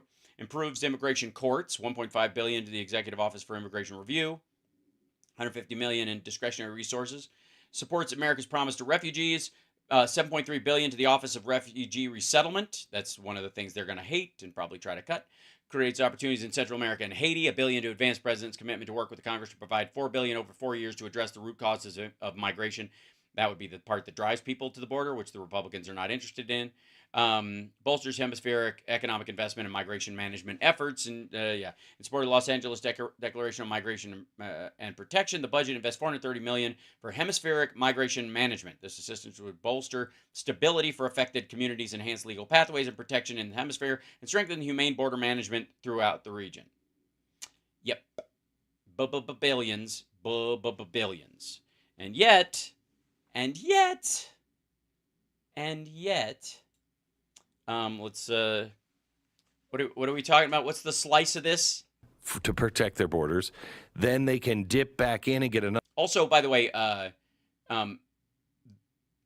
according to Glenn Beck, you've heard him, there is none in there to support our border. Another $150 million to protect their borders. So I think this is good. I don't. By the way, he actually does. I don't have a problem with it. Yeah, because it's protecting Israel, dummy. Now there's a couple of things. There's a couple of things that are a little odd in this. For instance, the money for the grooming, binding, and tucking. They're gonna give an awful lot of money. An awful lot? For new underpants for kids that get their underpants from LGBTQ organizations. Fuck you. What a weirdo. Which I know my kids have often gotten their underpants from. What the hell?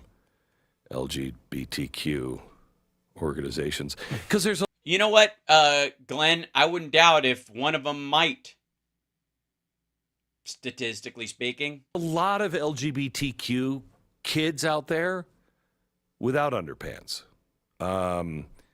because that's just the way America is right now, underpantless, and so you have a problem, you greedy capitalist pig, spending this money for underpants for kids that don't have underpants. And I don't mean just regular underpants. These are special underpants. They make the weenie go away. They make the breasts go away. What's next?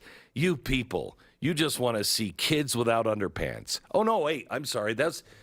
Those have lately been just the teachers in the schools that are dreaming about little kids without underpants. What? Honestly, first of all, no. Secondly, does this asshole ever cover any of the myriad of Trump officials and campaign staff that have been busted for, child exploitation videos and images? No, of course not. Not a one. Not ever. Never will. How about the youth pastors? Does he cover any of those guys? Absolutely not. Is he asking for churches to be shut down because of the youth pastors that do this? Right. No, He just wants to oddly talk about kids' underwear for fucking, I don't know, 3 minutes. So that's good. I don't know. I think this is really going to do. This is going to do well. I'm pretty sure. I'm pretty sure. Also, by the way, one of the things about like the undergarments that help people transition socially is that if you do have a kid who isn't actually trans and they are, they basically, they believe they're having body, dysphoria, and they don't, they grow out of it, which sometimes happens, right? Majority of the time it actually happens. Then they haven't made permanent changes to their body in this period. Whereas if you don't do this kind of stuff, hormones are really the only option. Surgery might be the only option in those areas. And then there is no going back. So if you were for it and you're against, child mutilation and all the shit they talk about, then you would want this as an option. In theory. Anybody have a problem with it? Stu, got a problem? I have a minor problem with it, Glenn, that it didn't go far enough. Why? By the way, is it only me that struck by the irony that two men that need a girdle are arguing about other people's binding underpants? Are we stopping at what, $1.2 trillion? It's basically couch cushion money. Where is the real spending? Wait. Don't forget, this is the second bill. The other bill that goes with this, the companion piece, they broke it down. Okay. Well, there were 12 funding bills total. And this one is, they're getting down to the nitty gritty here. And this is. No, there were two omnibuses. The 12 spending bills were pushed into two omnibuses. And they were made fair. They were going to put all the Republican priorities in the first one, and then all the Democratic priorities in the second one, and then never bring the second one up for a vote and kill all these programs that they don't have enough votes to do just by letting them die on the vine. But Mike Johnson it's nothing about weakness. He's a fucking idiot.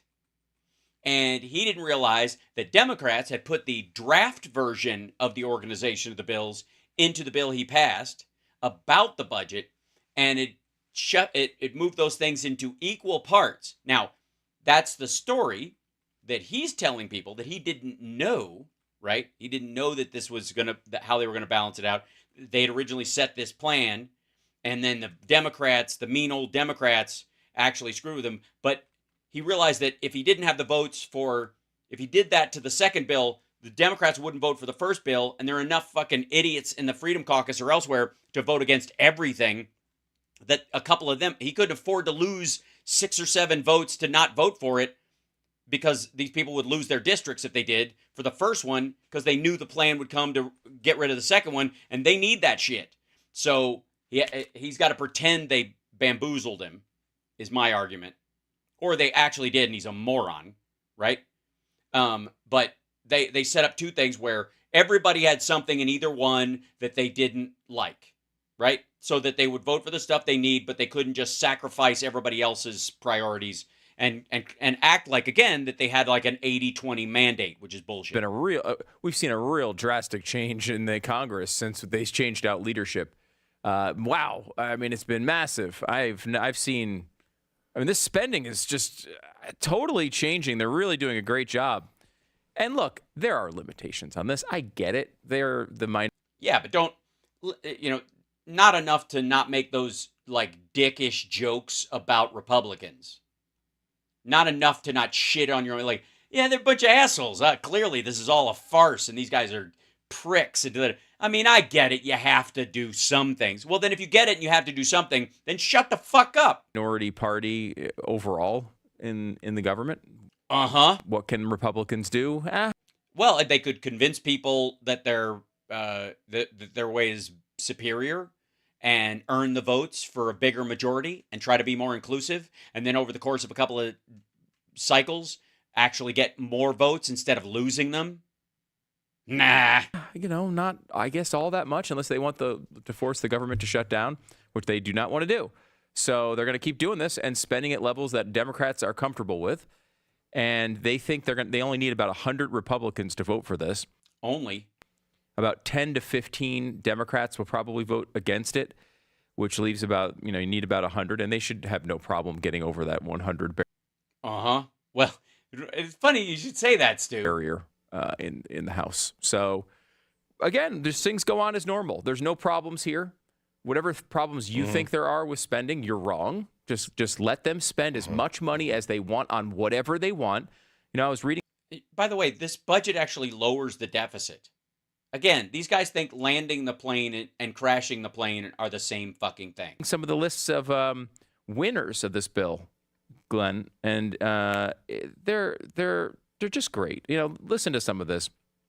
This is one punch from Punchbowl. Yeah, well, you didn't do any homework yourself. Earmarks are back in a big way. Senator Jerry Moran got $17.5 million for the Eisenhower Library. Senator Lindsey Graham got $11.2 million. Yeah, fuck Eisenhower. Republicans don't like Eisenhower. Oh, right. In for AnMed Health. For AnMed Health? What do? Save lives, perhaps? Retiring Senator Joe Manchin was a winner. He and Shelley Moore Capito locked in $15 million for the Charleston Area Medical Center and $15 million for Marshall University. So, healthcare and education. Monsters. Senator John Boozman procured $15 million for Lyon College and the University of Arkansas at Pine Bluff. Tammy Baldwin was a quiet earmark champ, inserting dozens of earmarks across numerous bills. This is great. Look at all the winners we have from our government. Hey, asshat, read what she did.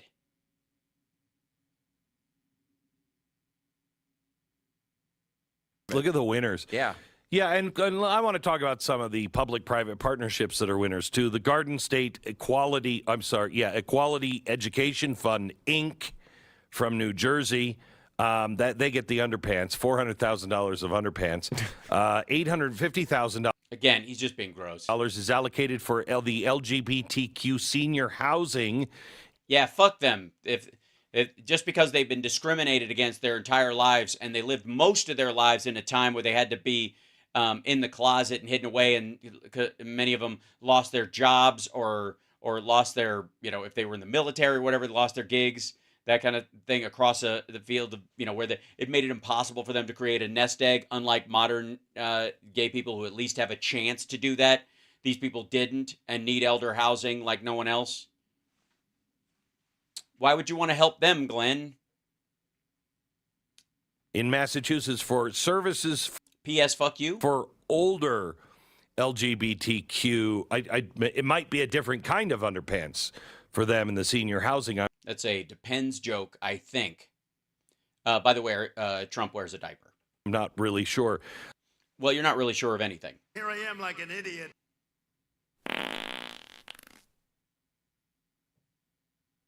Yeah, it's so weird he keeps saying underpants. Up to $500 million appropriated for the defense security. Let's see. Then you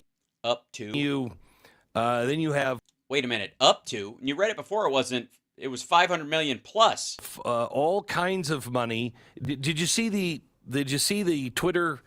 Jeez, Glenn Beck gets his news from Twitter. You're kidding. Or the guy on X yesterday, I just tweeted this, who... Wow, I'm sorry I missed it. I must have been, I don't know, caring for family or friends or being productive. Was giving the actual breakdown, put it through ChatGPT, and said, break this down. Tell me what we're actually spending here. Where is all of this money going? Well, he... It did pretty well, quite honestly. If you look at the, this is great. It's great programming, by the way. Anywhere else you can see Glenn Beck say underpants and children repeatedly in sentence after sentence, and Stu mock the Republicans while then turning and trying to kiss their fucking ass, and then see this dickhead try to wrestle with his goddamn iPad in the middle of it. I got to tell you, there's a reason why. I've only got, less than 70,000 subscribers, and he's got, a million. Fucking, how many people are these assholes have? 1.28 million? That's why, because it's this level of programming that does it. That's what I think. I think it's the quality. And he's been around a long time. Obviously, I just started this a couple years ago, and it's been kind of growing over time. But I'm glad you like. Thanks, Michael. I'm glad you like the jacket. It's it's a mix of cold in the house and toasty in here as I do the show, so it gets warmer to the point where I might have to do a striptease later. But I'll leave the jacket on. How about that? I just think it worked for this Kirk happy birthday. I don't know. Anyways, so yeah, it's good stuff. Yeah, just bullshitters.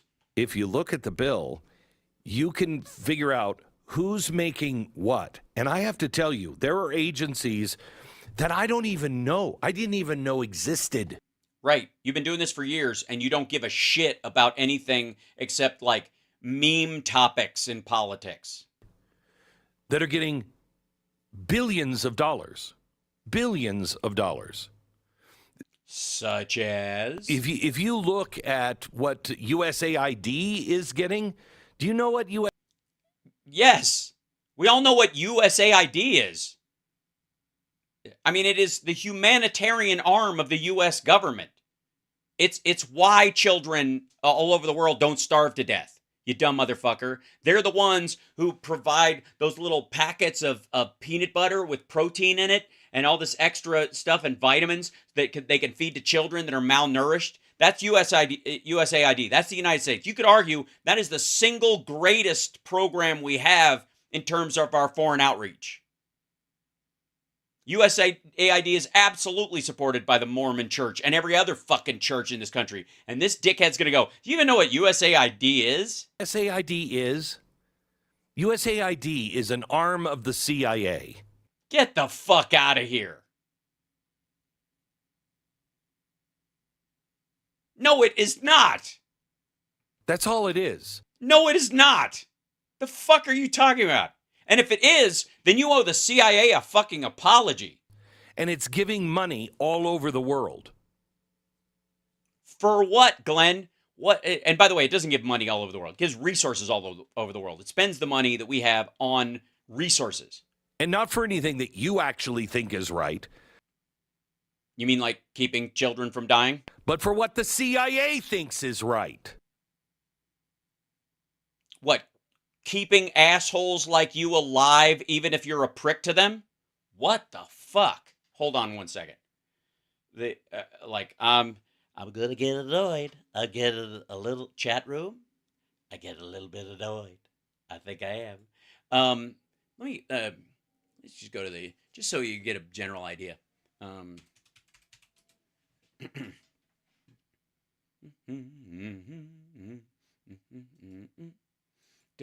Give me 1 second.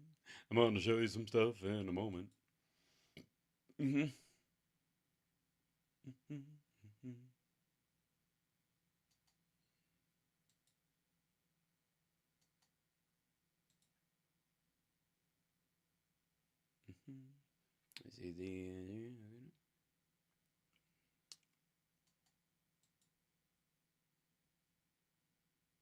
Let's see school energy.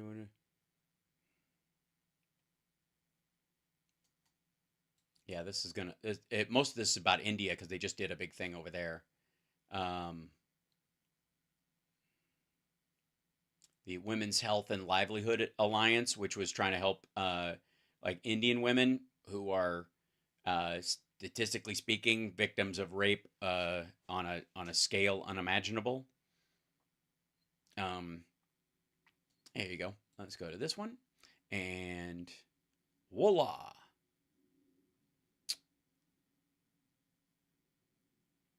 I'm just going to grab a couple of things.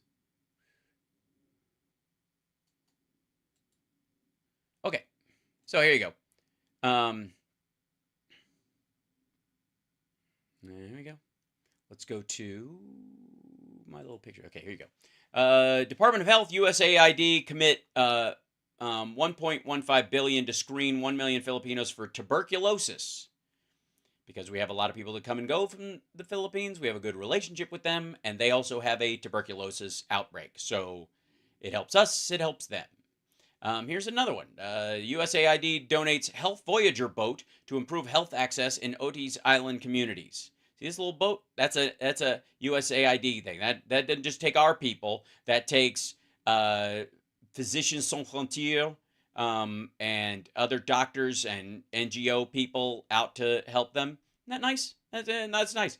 Yeah. It's totally a CIA front. USAID to support construction of flood-hit schools launched nutrition program. CM Murad thanks USAID for working in the education sector of the province in Karachi. There you go. And then over here, we got USAID launches, this that probably pisses them off the most. USAID launches Women's Health and Livelihood Alliance towards bridging healthcare and economic gaps for women in India. How about this? USAID aids Lebanese farmers with seedlings for food security. The fucking monsters. Let's go to this one.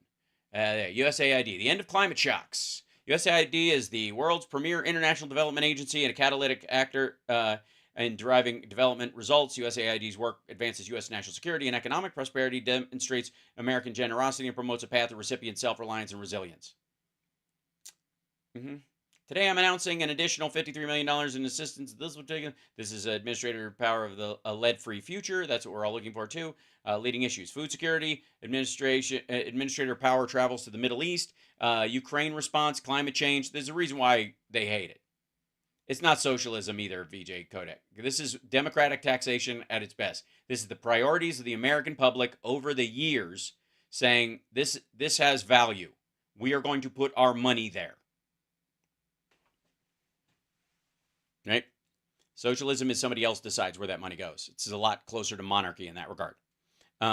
So just for the record, I mean, it's words matter, and I just want to say that. But that is why Stu and Glenn hate USAID, because they keep trying to, instead of killing these fucking people, they try to get them to like us or keep them alive and healthy so that they'll have a reason to like us. Gotcha. Yeah, VJ. Anybody who votes for this bill, first of all, it came out, at 2:15 last night? It's the same fucking bill with some added changes. Just read the fucking changes and shut the fuck up. Stop pretending you were born yesterday. 2:15 a.m., they're supposed to vote on it today or tomorrow. You can't do this. Yeah, you can. Yes, you can. As a matter of fact, they did. Yeah. They've known about this forever. Right. Yes, they've seen the bill from last year, or the budget from last year, Biden's budget from last year. It's some minor tweaks and a little bit of addition because they're necessary. A lot of times it's emergencies that pop up that change some of the stuff, but the vast majority of the funding is ongoing. And they've gone out in advance and said to all of the senators and the House members, look, what do you want? What's it going to take for you to pass this bill? Right, because it's a democracy and it's a pain in the ass. Yeah, we get it. They didn't know what was in the bill. Yeah, they did. What is it going to take for you? Well, I need $15 million for Lindsey Graham Library. Fuck you. It was for a medical center in his area. You just quoted the number to us. You know what? I have to say though, his viewers have like the brain of a goldfish. So obviously they don't know, like once they swim to the other side of the tank, they've forgotten everything on the other side. Like, wow, this whole place is just brand spanking new all the time. Okay, but you'll support it then? Sure I will. Yeah. You've got to call your senator and your House rep and say, absolutely not. Yeah, it didn't work. We're going to go through the bill with Thomas Massey here. Yeah. And one of the other guys who impotently voted against it. In just a second.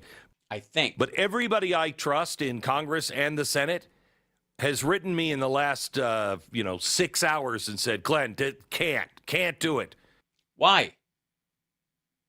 If you can't vote for it because you didn't have a chance to read it, then you also can't criticize it if you didn't have a chance to read it. What if it's amazing? Can't do it. This is, let me give you a quote from one of them. Yeah, just one. He said, he was really mad. You could tell who this was. He was really, really. Chip Roy. This is him, super, super mad. He's going off the rails. Glenn, we're going to hell in a handbag. It's hand basket. Handbag? It's hand basket. Hell in a hand basket. Get it right. God damn. And it might not be Chip Roy, because one of the other people he had on just recently, it might have even been the Missouri senator, is fucked that up recently, right? Yeah, you imagine I think you could tell which senator that might be, because he was very upset last night. Going to hell in a handbag. Basket. Fuck you. It is lame, stupid, ridiculous. It is really, we are at the last chance to save our country. Jesus, how many times has this asshole said this just over the last couple of years? Shit, he's been saying this since 2003. If you look at all the things that are... Yeah, you got to look at all the things. If you look at... But actually, that's not what Glenn's about. Glenn's whole gig is make you look at a few of the things at the exclusion of the rest of your fucking life and go, this is the evidence you need that proves we're going to hell in an armoire. Happening. If we don't turn this thing around by fall... You can't turn it around by fall, stupid. You can't. Even if you win, and you're not going to, even if you win, he's not even... Biden's still president till January. Sorry, gang. Sorry, hate to say it, but you're just not going to come back from all of this. Yeah, they are. I mean, you've said this a bunch of times too. And also, what are they going to do if they lose? It's the end, right? Why not just fucking murder everybody, right, Glenn? Isn't that the idea? Isn't that the whole point? If you're going to fucking, if November 5th is the end of the end, then what? I mean, what are these weapons for if they're not for radical blah, blah, blah? Sorry, I had to make sure that all the sites know that I'm not advocating. Attorney General in New York has now just made their first move to take Trump's assets. Looks like... Right, but he'll get them back next year. I mean, obviously. Like they're going after his golf course in Westchester. So they are taking property away from people now. They have been for a long time. Fraudsters often lose their property, Glenn. I understand why that might worry you. Congratulations on that. By the way, speaking of the CIA, the FBI, is going to get a brand new, what is it, $200 million building in this bill. And that's what I'm thinking. I'm thinking, you know what? Maybe it's the building. Maybe that's just a toxic building. Maybe we need to get them a new $200 million palace for them to... You do realize that the FBI doesn't just deal with your run-of-the-mill serial killers and child traffickers and all that kind of shit. But one of the things they go after is giant foreign actors working inside the United States that have a lot of technology that they can use to listen in and hack into buildings. And it's more important than ever that they be able to shield the fucking place. And these days, you got to do it from the ground up, which is, by the way, why the Saudis thought it was amazing that Trump just wanted to retrofit an old building in Jerusalem. They're like, that's sweet. Jesus Christ. We can hear through that with like 1980s tech. Operate their operations against the citizens of the United States. Well, technically speaking, the FBI can work against foreign nationals, but just inside the United States. Secondly, most of the people they go after, BTK, the fucking Bundy, like every serial killer you've ever watched on every documentary that crossed a state line to commit their crimes, it was more than likely caught by the fucking FBI. How about this, Glenn? How about this? The lovely American citizen that was trafficking in child sexploitation videos that was in Florida. Weird. Why Florida? It's just a place, not far from Epstein's place, that two FBI agents were murdered in the line of duty while trying to serve a warrant on this guy. So what'd you do? Did you just applaud their deaths because he's an American citizen? Is that what you did, Glenn? Hey, Carol Roth, come get your boy. The CIA now has been confronted by the weaponization of the government committee, is they're looking into Hunter Biden. The CIA is refusing to verify, but you can trust these guys. 2 witnesses have come out from their federal investigators, and so they've come out from the Justice Department, and they said, yeah, we were stopped for looking into the Hunter Biden thing. Oh, what do you got? 2 more Trump CIA guys who are saying, yeah, for some reason, our superior didn't want us in the investigation to mention the like Rudy Giuliani and big guy shit that we got from the laptop because it would fuck our entire case. By the CIA. They told us we couldn't talk to this person, or this person. So because they're outside the country? They were thwarting. Or they work with people outside the country? Or they've been compromised by people outside the country? Our Or they're not supposed to be political at all? Investigation. Oh, the CIA was. Oh, okay. You were looking into a crime. And it was of Joe Biden's kids. Okay. And you were thwarted and told, no, you can't look at these things. Okay. Yeah, you're not an investigative body. That's the FBI's job, and you will cross into their territory. He's an American citizen. The CIA doesn't do that shit unless they're an enemy combatant acting specifically to kill Americans in the field. All right. I don't know about you. Maybe, you know what? Maybe the CIA just needs a bigger building. Maybe that's what we should do. Good Lord. Yeah, that's look, I suppose we shouldn't be surprised that Glenn is getting grosser by the day, because how many times have we watched yes, I agree, MJ Daniel. How many times have we watched this dickhead like bloviate and prognosticate about the crime, how it's going to come crashing down, and it's right around the corner, and the evidence is all there, and blah blah blah, and the Great Reset and Asara Jasara, and the end is there, and borderline QAnon horseshit, and none of it actually goes anywhere. Again and again and again and again. He's got to be getting at the end of his rope. I mean, there's a point where like the Flashpoint preachers were catching shit from all the QAnons, and then they just left. Like at one point they were threatening them. And then they just stopped showing up at their church. And those guys were like, phew, and just went back to their bullshit. But none of them have been like prophesying, Trump magically being reinstalled. That died early. But the fact that they did it for a year and a half got them in deep shit with the QAnons, right? And Glenn makes similar, prophecies. And none of them fucking happen. Just like Alex Jones. Alex Jones is the same. It's the same shit every time. Now, we'll end on this because, I think essentially because, where is it? Guys, I gotta tell you guys, come on guys, I mean, it's crazy. It's all nonsense. Can you believe the nonsense? Guys, get the guys, it's nonsense. Because guys, it's the nonsense. You know what I'm saying? All right, so here we go. My father's fucking broke.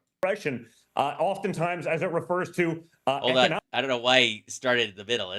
Eric Bowling, guys. Sorry, I should have an Eric Bowling. Don't I have a guys? Don't I have an Eric Bowling guy? Guys, I think I do. Hold on one second. I gotta. Where would that be? That'd be an Eric Bowling guy somewhere. Guys, I'm looking for him. I'm looking. Guys. Seriously, guys. Seriously. I'm Eric Bowling. I'm bowling for soup. Welcome to the balance. When are they gonna arrest some of these guys? I mean, you look and you see and you look and you're like, hey, it's obvious, right? It's obvious. When are they gonna jail these people. Well, here to discuss how the powerful Yeah. elites in both parties want to Everybody's turning on us. control America at all costs. Oh, that's terrible. It's terrible. They're trying to just control us. It's a mind race, like Jewish space lasers bounced off a Spanish satellite full of panda jizz and Chinese ballots, and then they hit us right in the face, and we get all swollen. And destroy the Trump family. Oh, just because they work for the company and signed all the documents, they're somehow involved now? Is that what's going on? Is the executive vice president of the Trump organization. Former executive vice president obviously can't do business in the state of New York right now. Donald Trump Jr. Thank you for being here. Donald Trump Jew? That's not his name. I'm just going to say. I don't know if that's upsetting to him, considering his brother-in-law, but it might be. Might be. What? Is the executive vice president of the Trump organization, Donald Trump Jr. Thank you for Donald Trump Jew. That's what he said. I thought I heard wrong, but I wasn't wrong. And you know what? Who am I to question? Yeah, absolutely. Donald Trump Jew. What? Huh? being here. Don, appreciate, we were gassed yesterday. Your brother, Barron, turns 18. You were gassed? Oh, aghast. You were aghast. I thought, many of us were worried for them for a second. I was like, ooh, they were gassed. That's terrible. It could happen to anybody, I think, really. Most of the time, you get into situation. I was gassed. We'll put the tweet up again. This guy, this former NBC executive. Oh, terrible. This former guy. Saying he's fair game. It's absolutely insane what they do, Don. Yeah, remember, Barron at 18 is fair game, but Hunter Biden at 50, selling out our country is not. He's not political. It's Well, again, one guy versus your entire party. Just saying. Guys. The irony and the hypocrisy. The irony and the hypocrisy and hypocrisy, frankly, of the other side is just disgusting. I mean, they're truly just disgusting. It's just disgusting nonsense and disgusting nonsense. People, but they've had the full weight and force of the mainstream media and big tech to. Yeah, Big Pharma, Big Bertha, Biggie Smalls. Who did kill Tupac? Probably a Democrat at this point, guys. Allow them to say these things out loud. They've been doing it for quite some time. Well, not out loud, but in type. But yeah, same thing. Out loud in print. While critiquing the other side. But what's going on in America right now is truly disgusting. But these are the quote. Yes, it's a disgusting country, I think. But thanks for bringing that up. Elites. These are what they. Big Bird, absolutely. The Democrats are totally in league with Big Bird. Actually think of Big Bopper. Big time. I'm on my way. I'm making it. They're saying this. We have to stop giving these people power because honestly, I don't think a guy like this would do all that well in the real world if he wasn't protected by the full mainstream media. Yeah, and they're not, no one's calling them out. And the reason why I say yeah, nobody except the people in the actual feed underneath it. I mean, don't show that though. This is because, your father had a line. Everybody's like, pull your hair back, Hal. You look like Barry Gibb. How can you fear too much heaven no more? It is high as a mountain. I'm waiting in line. About China using Mexico to dump, and that's a term that we use. It's a big, guys, it's a huge dumps. Yeah. They call them dumps, big, massive dumps. It's a great term, guys. It's to throw cars into another market below cost to ruin that market, and he called it a bloodbath, and it would be bloodbath for U.S. Auto.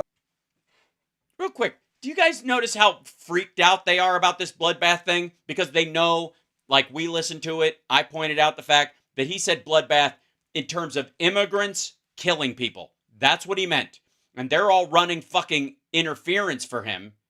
Because and going, he was talking about the auto market. That wasn't even the thing. He was talking about something like it's going to be a bloodbath in terms of Toyota sales. This is going to be a bloodbath in terms. What he meant was it was going to be a Chevy bloodbath, which is a terrible name for a vehicle. Let's just try to do that. It's going to be a bloodbath. and he just meant like it's like going to be a bloodbath in the cost of spark plugs. That's what like they're covering for him in that regard, but it's super obvious. He meant the immigrants are going to be murdering people, and there's going to be a big terrorist incident, 100%, which he said in other areas.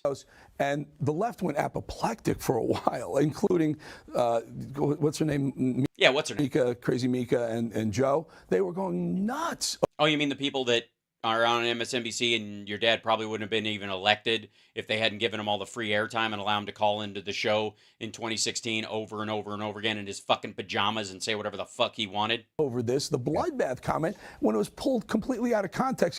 Nope. No, it wasn't. But I'm glad it's really nice to hear it's still a problem. Because it ain't a problem with us. None of us need to hear more from this fucking murderous asshole about this stuff. But yeah, the Chevy Bloodbath is an EV, ironically. Actually, it runs on adrenochrome. It's a true democratic vehicle. You know, it's right there with the Dodge Cabal, which is a weird round car. I don't like the lines on it.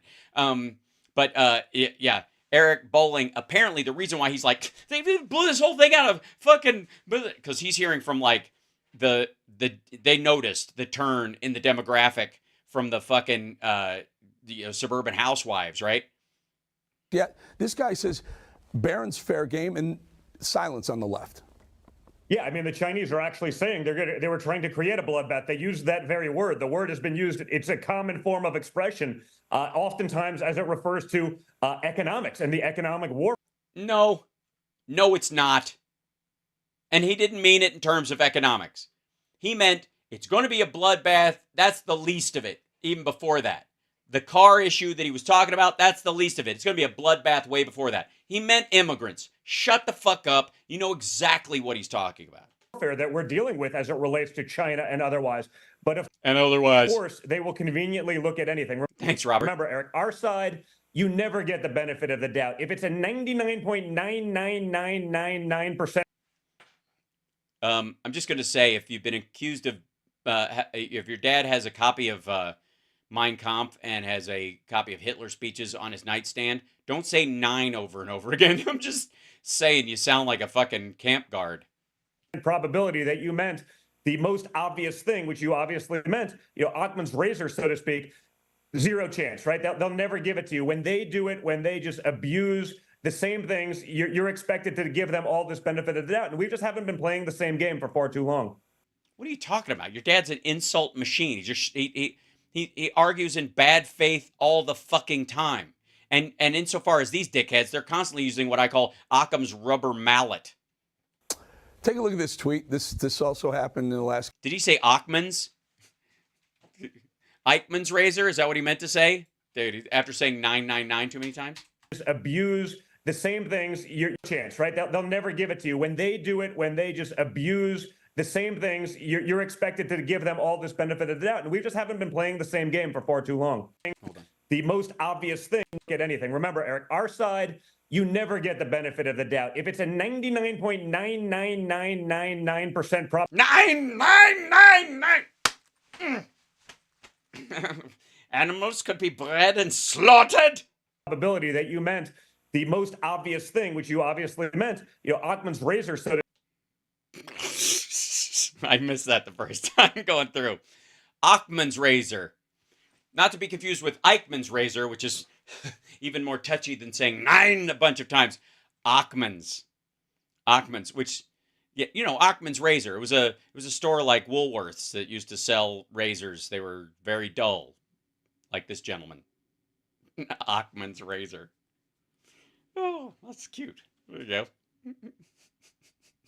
So the apple doesn't fall too far from the pear tree, it seems. To speak, zero chance, right? They'll never give it to you. When they do it, when they just abuse the same things. You're right. I'm not going to give you Ockman's razor. I'm not just going to give you a mulligan on that one. That's that's going to be a regular thing. Ahmed's razor? Achwell. Foley is here to see he's a good old acquaintance. And clean this up. This is not like an animal to scrub for the customers. Not sexy. It's like animal. You're expected to give them all this benefit of the doubt. And we just haven't been playing the same game for far too long.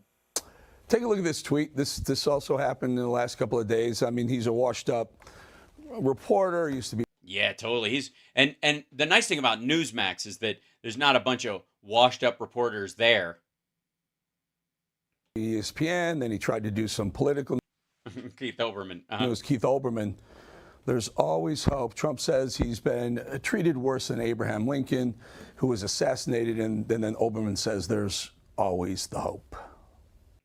Basically, that his dad will be assassinated. By the way, I do not support language like that, for the record. Also, the fact that Trump keeps bringing it up, this is why people think this. Like, everybody writes this shit whenever he brings it up, because he says he's been treated worse than Lincoln. It's so weird. Well, yeah, he's a lunatic. I mean, this guy's got the worst case of Trump derangement syndrome ever. You've seen some of his other takes. I guess he's probably just not relevant, so maybe he's looking for that relevance. But if you were a yeah, what kind of an asshole just says weird, like, brutal things just to get attention? Don't say it. All right. Conservative, if you were a reporter and you said this, say, about Barack Obama or someone else, you did it. You've seen that when people have made things that are, frankly, much less veiled than that. Yeah, but Barack Obama didn't just go, I've been treated worse than MLK and Malcolm X combined. Because if he did, I guarantee a bunch of them would go, well, they are taken out. They are canceled. It is over. But again, we've been playing by different rules. We've allowed that to happen too long. And that's exactly why you need someone strong like a Trump to go in and fight. Like strong like a Trump? What's that? Just kind of loose around the gut and farty, wears a diaper, that kind of strength? The insanity of what this other side is. I mean, you look at what... Yeah, Kathy Griffin was canceled for a good long while because of that kind of shit. What's going on the southern border right now? There's an invasion taking place in our country. They're beating up National Guard members. There's riots. And Joe... No, there isn't. It's like 30 dudes busted through a piece of fence, which was curiously being filmed by, like, everybody at the time. And then they reached the gate and didn't get through. Biden and the Democrats, because it's not just Joe Biden, right? This is Democrat policy. They just want to let these people in there, and they're going to... Well, if they just wanted to let them in, why didn't they? Why did they have to bust down a fence? Also, why did, after they busted down the fence and ran past the National Guard guys, when the other National Guard guy just stepped out of the way, who's a Texas National Guard guy, why did they just move out of the way? And then these people ran to a fence that was closed. To be hitting our, attacking our children and doing all that, and that's fine. We live in bizarro world, Eric. I feel... Yeah, well, it is a bizarre world if you're letting your kid hang out close to the holes in a giant gate at the border. Every day, like, I'm in the Truman Show. Camera's going to fall out of the ceiling because, someone's got to be punking me, but it seems like it's actually happening. Yeah, the left... Well, considering who your dad is, I can imagine everything feels like a farce. Just such hypocrites. Such hypocrites. Such terrible. Oh, that's such the hypocrisy. Hypocrites. And it's a hypocrite. Bring that up because for, I don't know, a couple of weeks when your father was being... stupid? No, not what's the word I'm looking for? Belligerent? Sexist? Racist? Just gross. When the stories were about him shitting his pants, that we all know is true. Anybody who's interviewed him, but... persecuted in New York. Oh, but yeah, that is the word. And like Jesus, only nothing like Jesus. About Mar-a-Lago's valuations and whatnot, and they kept saying $18 million. Your dad's like, are you out of your mind? $18 million for Mar-a-Lago, the park. That's what you told the tax man. But also, here's the thing. This is the part about Mar-a-Lago I don't understand.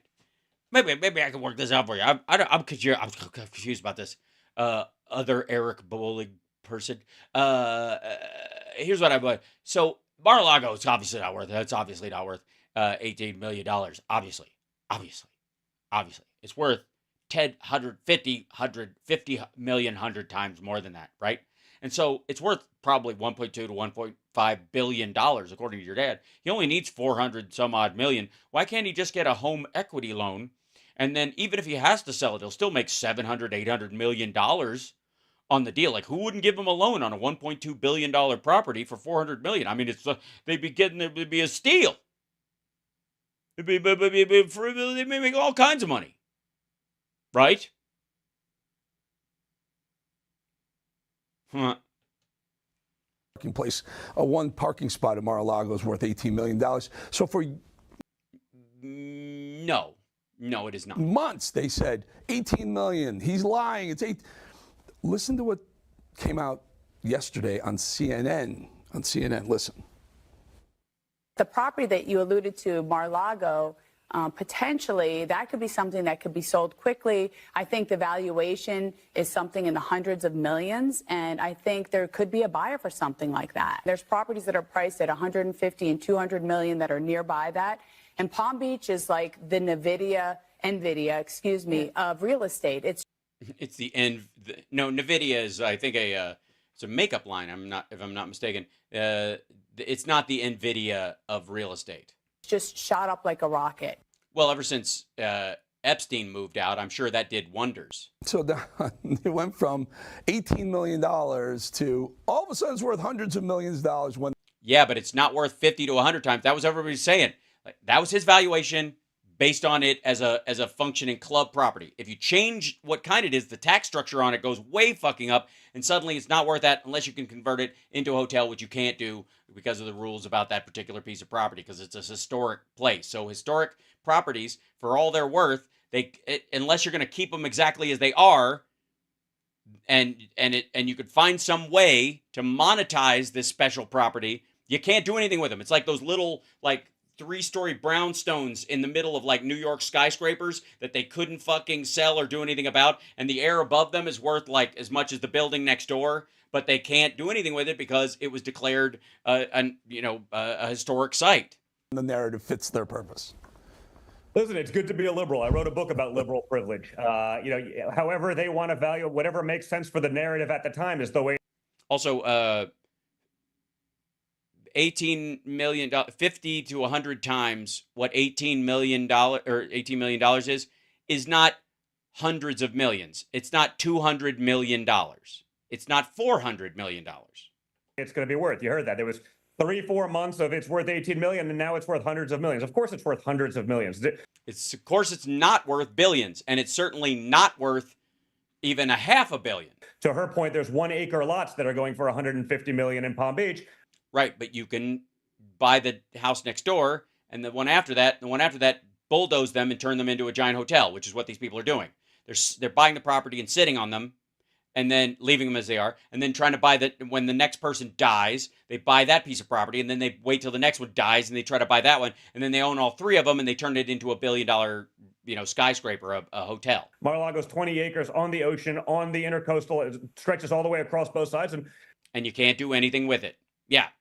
Let's just say the home's rather stunning as well. And so okay, the entire area smells like fish, and it's under a fucking, like, flight pattern. If you go outside, that's why the events are inside, dum-dum. That's why every video you will see outside Mar-a-Lago is without sound. It's music playing over it. There's no audio. So they can do that. They can say whatever it wants, and they can change it entirely to suit their purpose. There's no, again. First of all, she never said that. She's going by what the judge was saying in terms of that. But in her belief, it's worth $200 million. That's it. There's no irony to any of these things. It's, if it's worth 18 million, then that's good for the soundbite at the time. It's worth 18 million. If it's worth if it's 18 million, if it's worth 18 million, and that's good to keep you from having to pay more taxes at the time. That's where it comes from. Hundreds of millions the next day for a different purpose. It's worth. Yeah, for you selling it at a fire sale price? Hundreds of millions, and that's what's going to be bulldozed going on. And if you think it's going to stop at them going after Donald Trump, trying to seize his assets for what even some pretty liberal law professors in New York. You could have put this shit to bed. You could have paid taxes on $1.8 billion. If that's what he thinks, he could have written that down and said, this property is worth $1.8 billion. I will gladly pay the property taxes on $1.8 billion. Are saying a victimless crime. The alleged victim is testifying on our behalf. What do you mean, Deutsche Bank? Because if they admit that they gave you loans they didn't deserve, those bankers will get fired. Also, they were backfilled by Russian money. You want to go into their books? That there was nothing wrong. It doesn't matter. They're willing to seize your assets. The people screaming about fascism are acting awfully a lot like the fascists. But it doesn't matter because you live in these sort of, one-party rule states. And You mean like Florida? That's why all of these things are happening there and not in places where there's actually a chance of you getting a fair trial. They have no interest in fairness. They have no interest in law. They will weaponize each and everything they possibly can to hurt their political. Well, you could not, I mean, there is an option. You could, Man, I'm tired of being right. Oh, sorry. Wrong quote. Let's see. I think it's, yeah. Stop breaking the law, asshole! That's an option. Enemies, and that's what they're doing here. You know, it's disgusting. I watch this, and I watch the liberal media, and they're salivating. They're salivating. Of course you watch the liberal media. Where else would you get clips and real information from? Over these ideas, and they're talking about Letitia James is now snooping around Trump properties in New York, in Westchester, in Florida, snooping around or in Manhattan, what she can get, what she can seize. So here's the question. Respond to Letitia James snooping around Trump property. Yeah, tell her what's up. For seizing. And tell her how she's not going to make anything on these dipshit properties, and the only good ones are the ones in Florida. Plus, you have plenty of cash, so fuck off. And let's talk a little. Tell her how much cash you have. A little bit about that $454 million bond. And by the way, she isn't doing that. Well, again, that you would go through this kind of. What they mean is they're looking up the evaluations of these properties to see what would be equivalent to what he owes. Thing in the process when you're still under appeals. Don't forget, about 2/3 of the judgment in this case was already ruled on in the appellate division. That was just letting your sister out of it, dum-dum. It was thrown out. Because of statute of limitations in terms of charging you with the money you defrauded people out of before the statute of limitations ran out. The difference is that he took in the behavior into his belief in the ruling, but not the actual cash. The cash that he was asking. Otherwise, you motherfuckers would be paying $1.5 billion. Judge just conveniently ignored that. I mean, he didn't. He didn't ignore it at all. This is nonsense. This is just like, I can't tell if this is Trump and his ilk lying, or if Alina Habba's just bad at describing what's going on, or she bullshitted him to make him think she did a better job than she did, or she's just as fucking stupid as he is. So when you're saying, well, you got a bond, let's call it an extra $300 million. You got points in and out on these things. Just the cost of doing that bond could be $30-40 million that you never get back. Yeah, but it's 30. He's a billionaire. He's got like 9, 13, $20 billion. He's richer than anybody you ever saying that money's just chicken shit. He lost a bunch of money on fucking casinos. Shake it off, Mr. Bootstraps. That's already been ruled on, but it doesn't matter, and they don't care because they say, hey, listen, if it's a penalty to Trump, make him pay it. Who cares? We'll figure it out later. That's why there's no pause, there's no stay, because they know that even if you get all of the Ask Bernie Madoff and Martha Stewart about it. These things overturned, you don't get that back. And that's another way of them taking out Trump. Make it more painful, money he can't spend on a campaign or other things. It is a political weapon. He doesn't spend his own money on the campaign. That was bullshit. Weaponization of our legal system. And it couldn't be more clear. And honestly, what's sort of amazing is I'm watching people who are pretty far left, who definitely don't like Trump, saying exactly the same thing. No, you aren't. That's another one. No, you are not. You are not watching people who are pretty far left sympathizing for Donald Trump about him being found guilty of fraud, which is patently obvious to everyone, and then having to pay the fine they're giving him. Eric, the problem is they're so brazen at this point, it doesn't actually matter. They don't care. They're just willing to do it, and they will do anything they can to hurt their enemies. They're going to keep doing this if we allow this to happen in America in 2024. Very quickly, I know you got to go. What happens on Monday? Monday's the deadline to come up with the $454 million, $500 million bond. Is he going to? Are you going to? Or does that ship sail?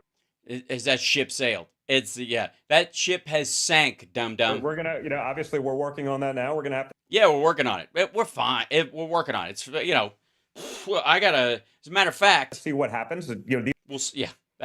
Yes, you will.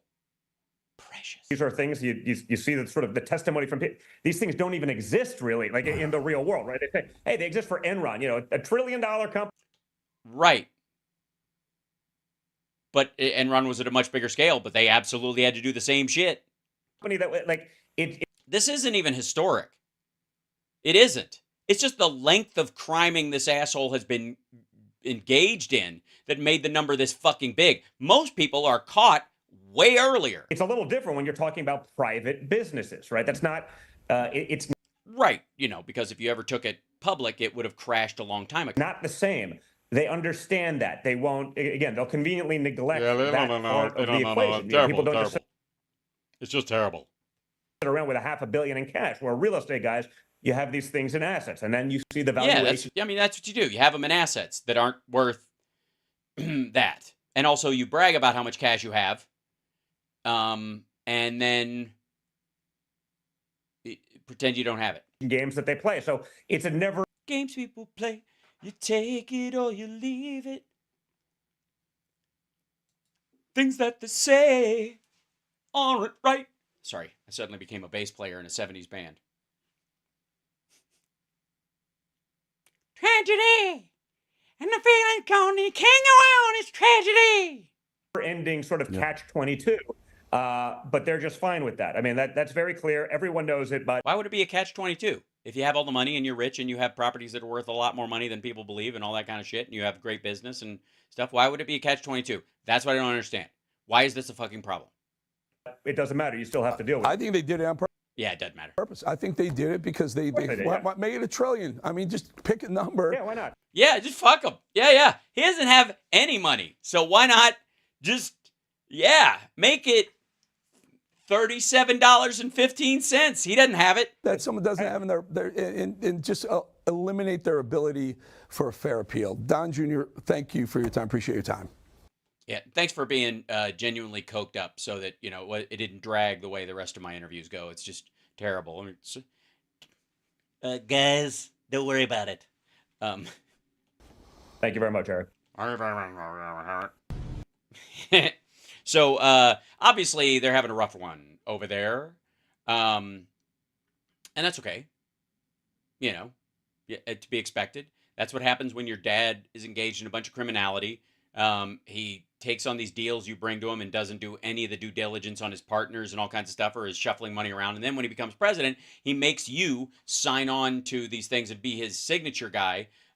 Like Eric. Eric was the signature guy of the two VPs. He was willing to sacrifice Eric. That's why Eric had to plead the fifth 400 fucking times. And Don didn't. That said, here me got emotion is kicking me over. Feel like my sorrow can't in my soul. Sorry.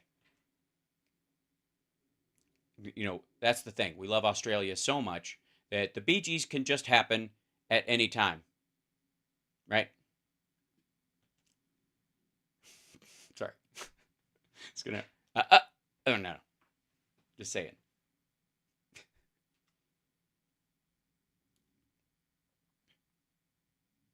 You should be dancing, yeah. You should be dancing, yeah. What you doing in your back, Yeah.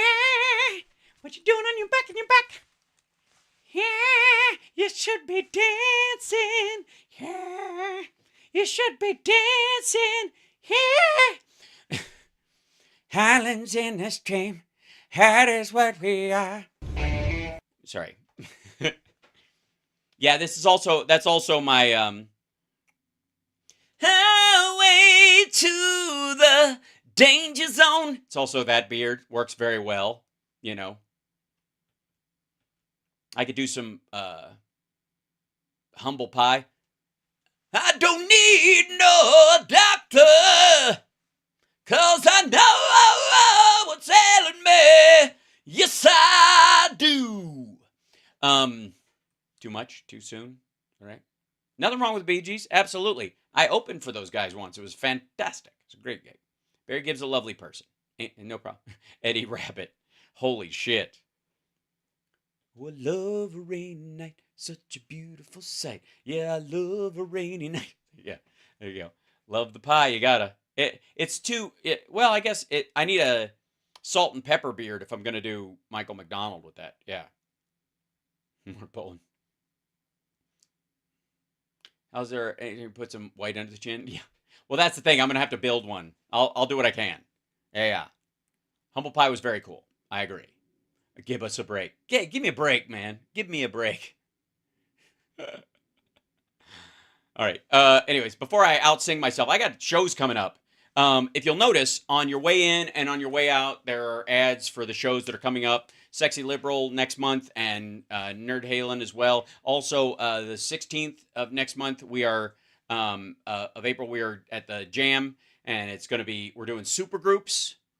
Very excited because we are including in that not just the obvious ones, but a little bit of Damn Yankees. Yes, back when Uncle Ted wasn't a prick. But we always, we gotta love Jack Blades and we gotta love Tommy Shaw.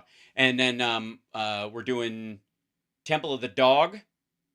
Yeah. And then, and I think I am going to end up doing Humble Pie. I think I might be doing I Don't Need No Doctor. I want to because I can sing and play that one. So that's fun. Yeah. That's a good time. So New Order is a supergroup. That's a good idea too. Queen with Paul Rogers. That doesn't count. No, that's just a band with a new singer. We can't play fast and loose with these rules, kids. We just can't do it. Highlands in the stream. That is what we are. No one in between. All right, we're getting a little silly tonight, and I don't think it's appropriate. I gotta get the fuck out of here. I'm gonna get in all kinds of trouble. All right. Thanks, guys. Hit that like on your way out. Thank you guys so much. See you tomorrow for radio.